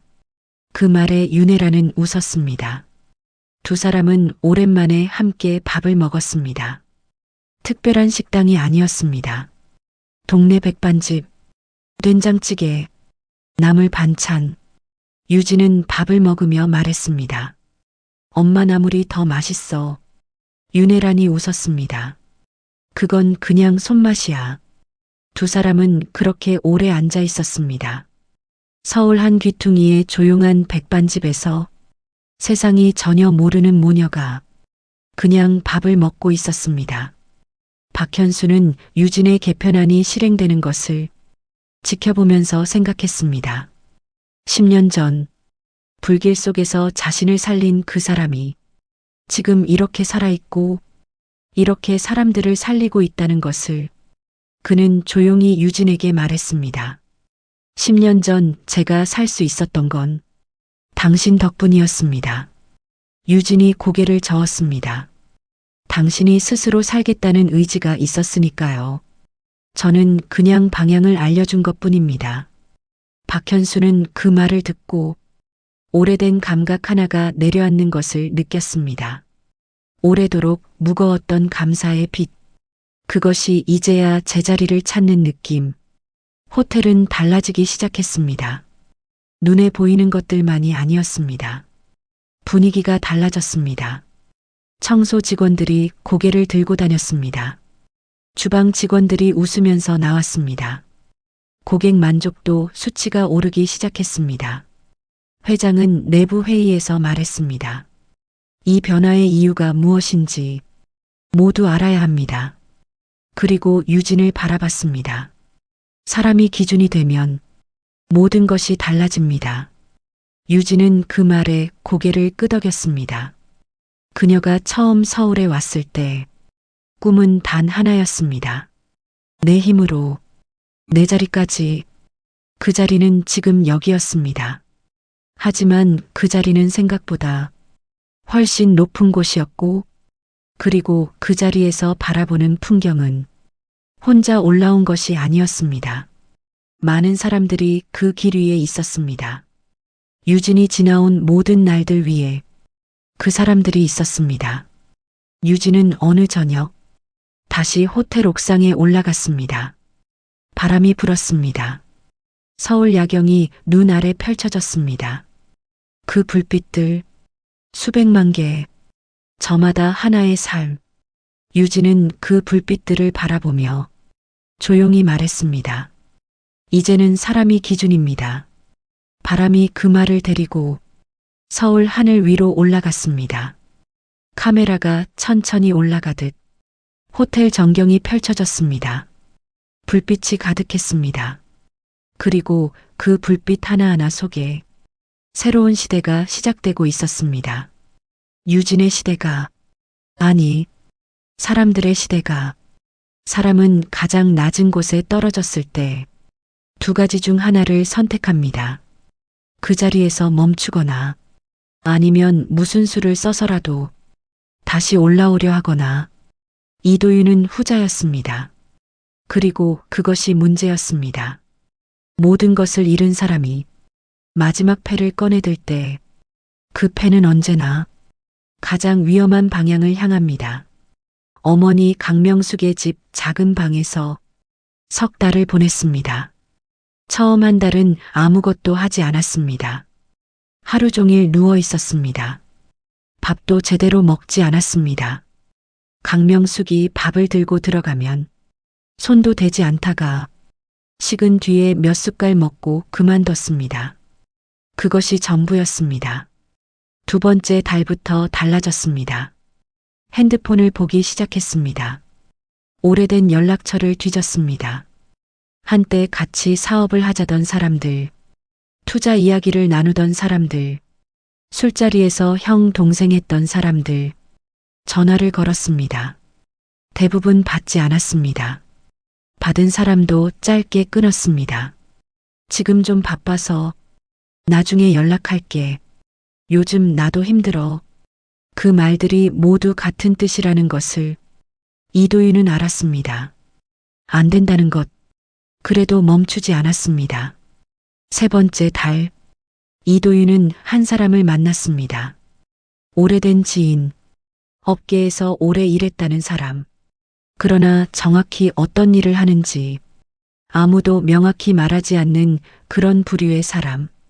그 사람은 이도윤의 이야기를 다 듣고 조용히 말했습니다. 방법이 있어. 이도윤이 눈을 들었습니다. 그 사람이 말을 이었습니다. 차유진이 가진 지분.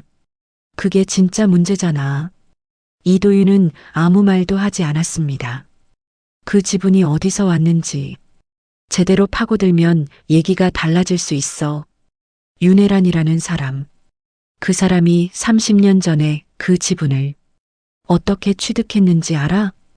이도윤은 천천히 물었습니다. 무슨 뜻이야? 그 사람이 낮은 목소리로 말했습니다. 서류가 있어. 당시 지분 취득 과정에서 문제가 있었다는 내부 문서. 그게 밖으로 나오면 유진 씨 지분 자체가 흔들려. 이도윤의 눈빛이 흔들렸습니다. 그 흔들림은 기대였습니다. 하지만 동시에 두려움도 있었습니다. 그게 사실이야? 그 사람이 웃으며 말했습니다. 사실이어야 쓸 수 있겠지. 그리고 덧붙였습니다. 근데 이도윤 씨, 한 가지만 알고 가. 이거 시작하면 되돌릴 수 없어. 이도윤은 그 말을 듣고 한참 동안 아무 말도 하지 않았습니다. 창밖을 봤습니다. 회색 하늘이었습니다. 그리고 말했습니다. 언제부터 시작할 수 있어? 그것이 시작이었습니다. 유진은 그 사실을 전혀 몰랐습니다. 본사에 출근해서 회의를 하고 서류를 검토하고 직원 처우 개편 작업을 이어가고 있었습니다. 바뀌는 것들이 눈에 보였습니다. 청소 직원들의 급여가 올랐습니다. 주방 직원 휴게 공간이 새로 생겼습니다. 벨맨들의 근무 교대 방식이 바뀌었습니다. 작은 것들이었습니다. 하지만 작은 것들이 모이면 공기가 달라진다는 것을 유진은 알고 있었습니다. 그리고 실제로 달라지고 있었습니다. 직원들이 먼저 인사를 건넸습니다. 복도에서 눈이 마주치면 웃음이 자연스러워졌습니다. 예전엔 고개를 숙이고 지나가던 사람들이 이제는 눈을 맞췄습니다. 유진은 그것이 좋았습니다. 어느 날 오후 박현수가 유진의 사무실로 들어왔습니다.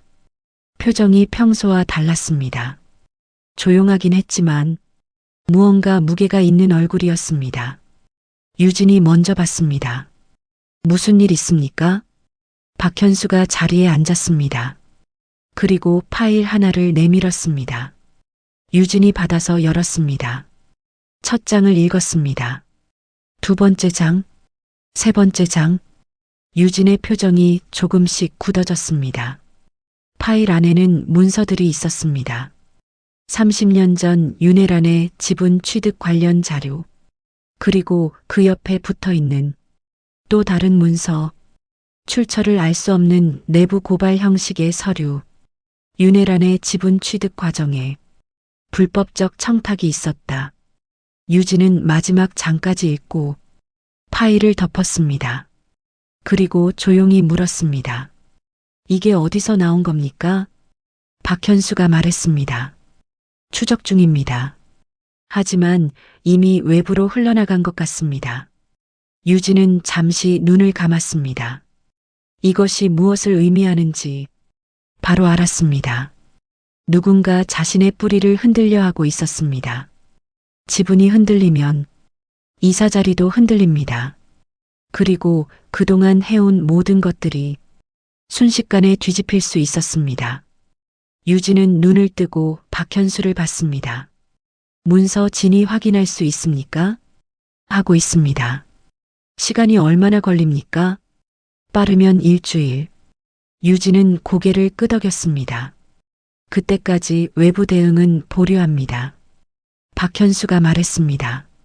하지만 이미 언론 쪽으로 제보가 들어간 것 같습니다. 유진이 멈췄습니다. 언론. 그 단어가 공기 속에 무겁게 떴습니다. 언론이 이 이야기를 받아서 터뜨리면 진위와 상관없이 이미지가 먼저 무너집니다. 유진은 잠시 생각했습니다. 그리고 말했습니다. 어머니한테 먼저 가야겠습니다. 그날 저녁 유진은 어머니를 찾아갔습니다. 윤혜라는 집 안작은 부엌에서 뭔가를 끓이고 있었습니다. 된장 냄새가 났습니다. 유진이 들어서는 소리를 듣고 고개를 돌렸습니다. 유진의 얼굴을 보더니 바로 말했습니다. 무슨 일 있어? 어머니는 항상 그랬습니다. 말하지 않아도 알았습니다. 유진이 식탁에 앉았습니다. 그리고 파일을 꺼냈습니다. 어머니 앞에 조용히 놓았습니다. 윤혜라는 손을 닫고 천천히 파일을 열었습니다. 읽기 시작했습니다. 표정이 변하지 않았습니다. 끝까지 다 읽었습니다. 그리고 파일을 덮었습니다. 유진이 물었습니다. 사실이에요? 윤혜란이 유진을 봤습니다. 오래 봤습니다. 그리고 말했습니다. 반은 사실이고 반은 거짓이야. 유진이 눈을 좁혔습니다. 어머니가 말을 이었습니다. 30년 전에 그 지분을 취득할 때 당시 회장한테 직접 제안을 받았어. 내가 청탁을 한 게 아니라 회장이 먼저 나한테 부탁을 한 거야. 유진이 가만히 들었습니다. 그 사람 회사가 위기였어. 내가 설계 구조를 바꿔서 살렸고 그 대가로 지분을 받은 거야. 그게 불법이야? 윤혜란이 조용히 말했습니다. 당시 서류에 그 내용이 명확히 안 적혔어. 이쪽이 먼저 제안했다는 식으로 해석될 수 있는 여지가 있어. 유진은 잠시 침묵했습니다. 그러다 물었습니다. 그걸 증명할 수 있어요? 어머니가 일어섰습니다. 방으로 들어갔습니다. 잠시 후 작은 상자를 들고 나왔습니다. 오래된 나무 상자였습니다. 뚜껑을 열었습니다. 안에 편지들이 있었습니다. 손으로 쓴 편지, 누렇게 바른 종이. 유진이 꺼내서 읽었습니다. 당시 회장이 윤혜란에게 보낸 편지였습니다. 당신이 없었다면 이 회사는 없었을 것입니다. 이 지분은 보상이 아닙니다. 당신의 몫입니다. 날짜가 적혀 있었습니다. 지분 취득 2달 전. 유진은 그 편지를 손에 쥐고 한동안 아무 말도 하지 않았습니다. 이것이 있었습니다. 처음부터 어머니의 낡은 상자 안에. 유진이 고개를 들었습니다. 왜 이걸 진작 말 안 했어요? 윤혜란이 말했습니다. 내가 먼저 꺼낼 일이 아니었으니까. 유진은 그 말의 의미를 알았습니다. 증명이 필요한 순간이 오면 꺼내겠다는 것. 그 순간이 지금이었습니다. 유진은 편지를 들고 일어섰습니다. 어머니를 봤습니다. 빌려도 됩니까? 윤혜란이 고개를 끄덕였습니다.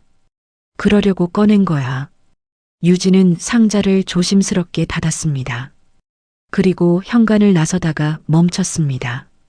뒤를 돌아봤습니다. 어머니, 윤혜란이 봤습니다.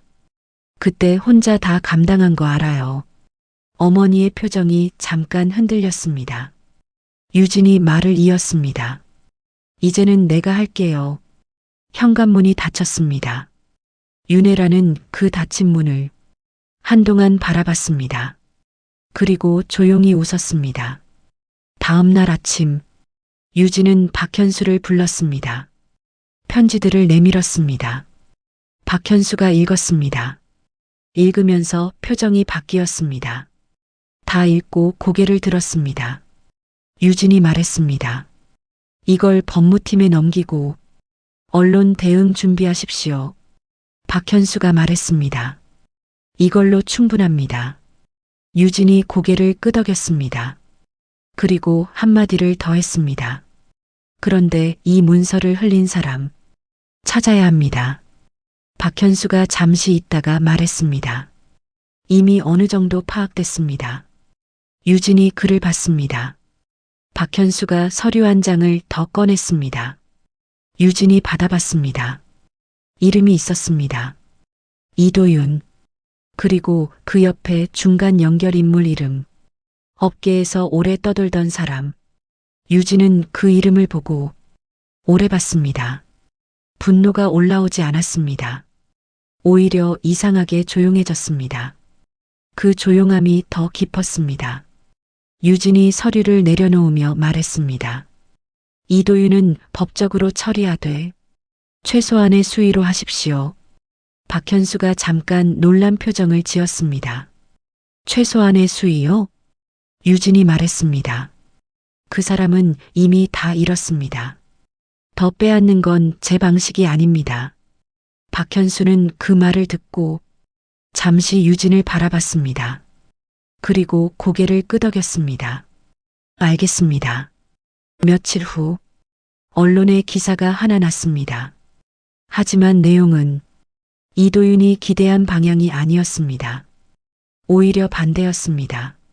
30년 전 당시 회장의 직접 서한이 공개됐습니다. 윤혜란의 기여와 지분 취득 경위가 명확하게 밝혀졌습니다. 그리고 그 기사 말미에는 짧은 문장 하나가 있었습니다.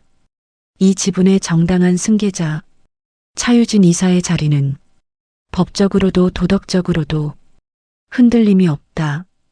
이도윤은 그 기사를 봤습니다. 어머니 집 작은 방에서 핸드폰 화면을 켜놓은 채 오래 봤습니다. 그리고 핸드폰을 내려놓았습니다. 방 안이 조용했습니다. 이제 정말로 끝이었습니다. 마지막 패도 먹히지 않았습니다. 이도윤은 천장을 봤습니다. 무너진다는 것이 이런 것인지, 바닥이 어디인지도 모르는 채 계속 내려가는 것인지 그 생각을 했습니다. 그때 어머니 강명숙이 들어왔습니다. 밥 한 그릇을 들고 아무 말 없이 내려놓았습니다. 이도윤이 어머니를 봤습니다. 강명숙은 아들 옆에 앉았습니다. 그리고 처음으로 말했습니다. 내가 잘못 키웠다. 이도윤이 아무 말도 하지 못했습니다. 강명숙이 계속했습니다. 내가 나쁜 놈이 된 건 반은 내 탓이야. 그거 알아야 해. 이도윤의 눈이 붉어졌습니다. 강명숙은 일어섰습니다. 밥 먹어. 그리고 방을 나갔습니다. 이도윤은 한참 있다가 밥그릇을 당겼습니다. 씌워진 랩을 벗겼습니다. 김이 조금 올라왔습니다. 숟가락을 들었습니다. 그리고 멈췄습니다. 숟가락을 다시 내려놓았습니다. 손이 랩을 다시 집었습니다. 천천히 밥그릇 위에 다시 씌웠습니다. 꾹꾹 눌러서 처음처럼, 그리고 그대로 누웠습니다. 천장을 봤습니다. 배가 고프지 않은 것이 아니었습니다. 그냥 먹어지지 않았습니다. 생각이 많아졌습니다. 처음엔 그냥 천장만 봤습니다. 그런데 천장 위로 장면들이 하나씩 떠올랐습니다. 유진이 새벽에 일어나던 모습, 아무 말 없이 출근 준비를 하던 뒷모습, 늦게 들어와도 불평 한마디 없이 조용히 씻고 누웠던 사람, 그 사람의 이름으로 자신이 도장을 찍었습니다. 허락도 없이 미안하다는 생각이 그제야 제대로 들었습니다. 늦은 미안함이었습니다. 이미 다 끝난 뒤에 오는 그 미안함이 가장 무거웠습니다. 생각이 거기서 멈추지 않았습니다. 유진이 지금 호텔 이사가 됐다는 것, 자신이 짓밟으려 했던 사람이 자신이 올려다봐야 할 자리에 있다는 것, 그것이 억울하지 않았습니다. 오히려 이상하게 당연하다는 생각이 들었습니다. 그 사람은 처음부터 그런 사람이었으니까 자신이 몰랐을 뿐이었습니다. 아니, 알면서도 무시했습니다. 그것이 더 부끄러웠습니다. 그리고 어머니 생각이 났습니다. 내가 잘못 키웠다. 그 말이 귀에 맴돌았습니다. 처음 그 말을 들었을 때는 가슴이 뜨거워졌습니다. 하지만 지금 누워서 천천히 되새기니 그 말이 맞았습니다. 어머니는 항상 자신 편이었습니다. 틀려도 편이었습니다. 잘못해도 편이었습니다. 그게 사랑인 줄 알았습니다. 그런데 그게 아니었습니다. 그 사랑이 자신을 이 방 천장을 보며 누워있는 사람으로 만들었습니다. 이도윤은 눈을 감았습니다. 눈물이 나올 것 같았습니다. 하지만 나오지 않았습니다. 눈물도 나올 자격이 있어야 나오는 것인지 그냥 눈꺼풀만 뜨겁고 아무것도 흐르지 않았습니다. 랩 속에 갇힌 밥이 완전히 식어가고 있었습니다. 이도윤도 그 옆에서 그냥 누워 있었습니다. 방 안이 조용했습니다. 아무 소리도 없었습니다. 자신이 뿌린 것들이 이 조용함 속에 전부 쌓여 있는 것 같았습니다. 이미 후회해도 소용이 없었습니다. 자신의 행동들, 지나간 일은 돌이킬 수 없었습니다. 유진의 이름으로 찍은 도장, 몰래 건드린 재산, 복수하지 않겠다는 아내를 또다시 이용하려 했던 그 밤, 하나하나가 지금 이 방 안에 가득 차 있었습니다. 꺼낼 수도 없고 되돌릴 수도 없는 것들이 그냥 여기 있었습니다. 자신과 함께, 식은 밥과 함께 이도윤은 그날 밤 끝내 밥을 먹지 않았습니다. 한편 유진은 그날 오후 회의를 마치고 사무실에 혼자 있었습니다. 바깥 하늘이 흐렸습니다. 곧 비가 올 것 같았습니다. 유진은 창밖을 보다가 책상 서랍을 열었습니다. 그 안에 있는 편지 하나를 꺼냈습니다. 강명숙이 보낸 손편지. 내가 틀렸다. 그 한 문장이 적힌 편지. 유진은 그것을 한 번 더 읽었습니다. 그리고 다시 서랍에 넣었습니다. 닫았습니다. 그 사람도 결국은 사람이었습니다.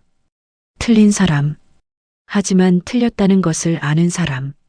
그것이 전혀 모르는 사람과는 달랐습니다. 유진은 일어서서 창가에 섰습니다. 빗방울이 유리창에 맺히기 시작했습니다. 하나, 둘, 셋. 그 빗방울들이 흘러내리는 것을 보면서 유진은 생각했습니다. 이 모든 일이 있었기 때문에 자신이 지금 이 자리에 있다는 것을 가장 낮은 곳에서 시작했기 때문에 지금 이 높이가 가능하다는 것을 청소 카트를 끌던 손, 그 손이 지금 이 창틀을 짚고 있었습니다. 달라진 것 같지만 달라지지 않은 것도 있었습니다. 그 손은 여전히 같은 손이었습니다. 문이 노크됐습니다. 들어오세요. 박현수였습니다. 그는 유진을 보더니 조용히 물었습니다. 괜찮으십니까? 유진이 돌아서며 말했습니다. 괜찮습니다. 그리고 웃었습니다. 박현수도 조용히 웃었습니다. 두 사람은 잠시 그렇게 있었습니다. 빗소리가 창밖에서 들렸습니다. 그리고 박현수가 말했습니다. 한 가지 더 알려드릴 것이 있습니다. 유진이 그를 봤습니다. 박현수가 서류를 꺼냈습니다. 이번 일을 조사하는 과정에서 30년 전 자료를 깊이 들여다봤습니다. 유진이 받아들었습니다. 윤혜란 씨가 당시 그룹을 살리면서 공식적으로 기록되지 않은 기여가 훨씬 더 많습니다. 유진이 읽기 시작했습니다. 설계 용역비 상당 부분을 받지 않은 것도 확인됐습니다. 유진의 손이 멈췄습니다. 즉, 박현수가 말했습니다. 윤혜란 씨가 받은 지분은 실제 기여에 비하면 훨씬 적었습니다. 유진은 서류를 천천히 내려놓았습니다. 그리고 눈을 감았습니다. 어머니가 나무를 팔던 좌판, 거친 손, 화장기 없는 얼굴, 그 삶이 선택이었다는 것을 알고 있었습니다. 하지만 그 선택이 얼마나 많은 것을 포기한 끝에 나온 것인지 그 깊이를 이제야 실감했습니다. 유진은 눈을 떴습니다. 그 미수령 용역비, 지금이라도 정산이 가능합니까? 박현수가 고개를 끄덕였습니다. 회장님도 같은 생각이십니다. 유진은 잠시 생각했습니다. 그리고 말했습니다. 어머니한테 직접 드리지 마십시오. 박현수가 의아한 표정을 지었습니다. 유진이 말을 이었습니다. 어머니 이름으로 장학재단 하나 만들겠습니다.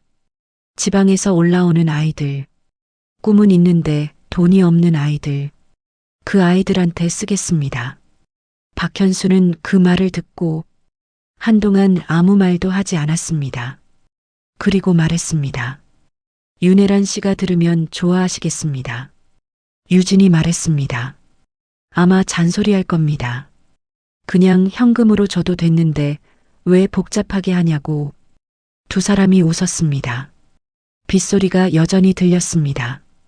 그리고 빗속에서 서울은 여전히 움직이고 있었습니다. 유진은 다시 창가에 섰습니다. 빗줄기가 굵어졌습니다. 그 빗속을 우산도 없이 걸어가는 사람이 보였습니다. 급한 걸음, 고개를 숙인 채 유진은 그 사람을 바라봤습니다. 저 사람도 어딘가로 가고 있었습니다. 저마다의 방향으로, 저마다의 속도로 유진은 생각했습니다. 자신이 청소 카트를 끌며 이 호텔 복도를 처음 걸었던 날, 그날의 자신도 고개를 숙이고 있었습니다. 그러나 눈빛만은 아니었습니다. 그 눈빛이 지금의 자신을 만들었습니다. 유진은 창에서 돌아섰습니다. 책상으로 걸어갔습니다. 앉았습니다. 서류를 펼쳤습니다. 장학재단 설립 기초계획서, 첫 줄에 이름을 적었습니다. 윤혜란 장학재단, 그리고 그 아래 설립 취지, 지방에서 올라온 아이들이 서울이라는 도시에서 시험받지 않도록, 꿈이 배경에 막히지 않도록. 유진은 그 문장을 쓰고 잠시 멈췄습니다. 이것은 어머니를 위한 것이었습니다. 하지만 동시에 과거의 자신을 위한 것이기도 했습니다. 가방 하나와 통장 잔액 30만 원으로 서울에 올라오던 그 사람이 조금 덜 외롭도록 펜을 내려놓았습니다. 빗소리가 잦아들고 있었습니다. 창밖이 조금씩 밝아졌습니다. 비가 그치고 있었습니다. 유진은 그 빛을 바라봤습니다. 그리고 조용히 생각했습니다. 끝난 것처럼 보이는 것들이 있습니다. 하지만 진짜 끝은 스스로 멈추기로 결심할 때입니다. 유진은 멈추지 않았습니다. 그리고 앞으로도 멈추지 않을 것이었습니다. 창밖에 햇빛이 들어왔습니다. 빗속에서 걸어가던 그 사람이 어느새 우산을 펼치고 있었습니다. 유진은 그 모습을 보며 작게 웃었습니다. 서울은 오늘도 움직이고 있었습니다. 그리고 유진도 여전히 움직이고 있었습니다. 오늘 이야기 어떠셨습니까? 차유진이라는 한 여자의 이야기였습니다. 청소 카트를 끌며 시작한 사람이 결국 그 호텔에 이사가 된 이야기. 하지만 이 이야기의 진짜 핵심은 그 자리가 아닙니다. 그 자리까지 오는 동안 그녀가 어떤 사람이었는가. 그것이 진짜 이야기입니다. 유진은 모욕을 당했습니다. 시어머니는 로비 한복판에서 모든 사람이 듣도록 그녀를 짓밟았습니다. 남편은 아내가 없는 사이 아내의 이름으로 빚을 만들었습니다. 그 어느 것도 유진이 받아야 할 일이 아니었습니다. 하지만 유진은 그 자리에서 무너지지 않았습니다. 소리를 지르지도 않았습니다. 울며 호소하지도 않았습니다. 그냥 다음 날도 출근했습니다. 청소를 했습니다. 자신이 맡은 일을 처음과 똑같이 해냈습니다. 그것이 유진의 힘이었습니다. 화려한 능력이 아니었습니다. 특별한 재능도 아니었습니다. 단지 오늘 해야 할 일을 오늘 제대로 하는 것, 그 하루가 쌓여서 아무도 흔들 수 없는 사람이 됐습니다. 그리고 그 유진을 만든 사람이 있었습니다. 어머니 윤혜란. 그녀는 딸에게 재산을 먼저 물려주지 않았습니다. 배경을 먼저 알려주지 않았습니다. 대신 이것을 가르쳤습니다. 정직, 감사, 그리고 열정. 사소한 것에도 감사할 줄 아는 사람. 작은 일에도 최선을 다하는 사람. 그 사람이 결국 큰 자리에 가도 흔들리지 않는다는 것을 어머니는 그것을 알고 있었습니다. 본인이 그렇게 살았으니까요. 회사가 어려울 때 아무도 알아주지 않아도 자신이 할 수 있는 일을 했고 계약서에 없는 것도 양심이 이끄는 방향으로 움직였습니다. 그 삶이 30년이 지나 딸을 통해 다시 빛났습니다. 착하게 사는 것이 손해라고 생각하는 분들도 계실 겁니다. 저도 그 마음을 압니다. 열심히 살았는데 알아주는 사람 없고, 묵묵히 버텼는데 돌아오는 것 없고, 그래서 지칠 때가 있습니다. 하지만 윤혜라는 30년이 걸렸습니다. 유진은 그 어머니 밑에서 한 걸음씩 올라갔습니다. 빠르지 않았습니다. 화려하지도 않았습니다. 하지만 단단했습니다. 그리고 그 단단함은 누구도 빼앗아가지 못했습니다. 반면에 이도윤은 어떻습니까? 아내를 이용했습니다. 아내가 복수하지 않겠다는 것을 알고 또다시 이용하려 했습니다. 사람은 그렇게 쉽게 변하지 않습니다. 한번 나쁜 선택을 한 사람이 벼랑 끝에서도 또 나쁜 선택을 합니다. 법을 어긴 것도 아니었습니다. 하지만 법 아래에는 도덕이 있습니다. 법이 허락한다고 해서 옳은 것이 아닙니다. 그리고 그 도덕을 외면한 선택들이 결국 자신에게 돌아왔습니다. 돈도, 회사도, 가족도 모두 잃었습니다. 뿌린 것이 걷어진 것입니다. 시어머니 강명숙은 마지막에 이런 말을 했습니다. 내가 잘못 키웠다. 그 한마디가 이 이야기에서 가장 무거운 말이었습니다. 자식을 감싸는 것이 자식을 사랑하는 것이 아닙니다. 자식이 틀렸을 때 틀렸다고 말해주는 것이 진짜 사랑입니다. 세상과 맞서는 힘을 키워주는 것이 진짜 부모입니다. 강명숙은 그것을 너무 늦게 알았습니다. 그 늦음의 대가는 아들의 삶이었고 결국 자신의 노년이었습니다. 과잉보호가 자식을 망칩니다. 며느리를 함부로 대한 것이 결국 자신을 함부로 만들었습니다. 세상은 그렇게 공평하게 돌아옵니다. 박현수는 달랐습니다. 10년 전 자신을 살린 사람을 잊지 않았습니다. 갚아야 할 빚이 있다고 생각한 것이 아니라 당연히 해야 할 일이 있다고 생각했습니다. 그 차이가 큽니다. 의무감이 아니라 마음에서 나온 보답. 그리고 그 보답은 단순히 한 사람을 돕는 것으로 끝나지 않았습니다. 유진이 올라서면서 그 아래 있던 수많은 직원들의 삶도 함께 달라졌습니다. 하나의 선한 행동이 수십 개의 삶을 바꿨습니다. 선은 그렇게 퍼집니다.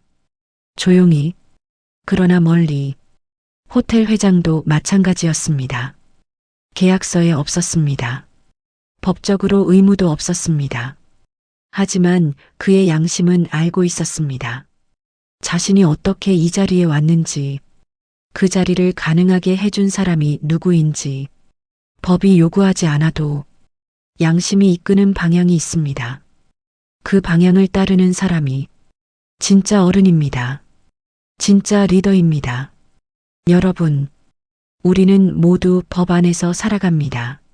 하지만 법이 전부가 아닙니다. 법을 어기지 않았어도 타인에게 상처를 주며 사는 사람이 있습니다. 법을 어기지 않았어도 타인의 것을 교묘하게 빼앗는 사람이 있습니다. 법을 어기지 않았어도 사람을 사람으로 보지 않는 사람이 있습니다. 그러나 기억하십시오. 내가 뿌린 것은 반드시 어딘가에 내려앉습니다. 당장 내일이 아닐 수 있습니다. 10년이 걸릴 수도 있습니다. 30년이 걸릴 수도 있습니다. 하지만 반드시 돌아옵니다. 좋은 것도 나쁜 것도. 차유진이 청소 카트를 끌며 첫날 복도를 걷던 그 모습을 기억하십니까? 아무도 알아주지 않는 자리, 아무도 고마워하지 않는 일. 하지만 그녀는 그 자리에서 최선을 다했습니다. 그것이 전부였습니다. 그리고 그 전부가 결국 모든 것이 됐습니다. 여러분의 오늘 하루도 그런 하루이길 바랍니다. 알아주는 사람이 없어도, 티가 나지 않아도 내가 있는 자리에서 내가 할 수 있는 일을 제대로 하는 것, 그것이 쌓이면 아무도 빼앗아갈 수 없는 자신만의 자리가 됩니다. 오늘의 이야기, 여러분은 어떻게 생각하시나요? 도움이 되셨다면 구독과 좋아요 부탁드려요. 오늘 이 이야기가 여러분의 마음 한켠에 작은 힘이 되셨으면 좋겠습니다. 끝까지 함께 해주셔서 진심으로 감사드립니다. 다음 이야기에서 또 찾아뵙겠습니다.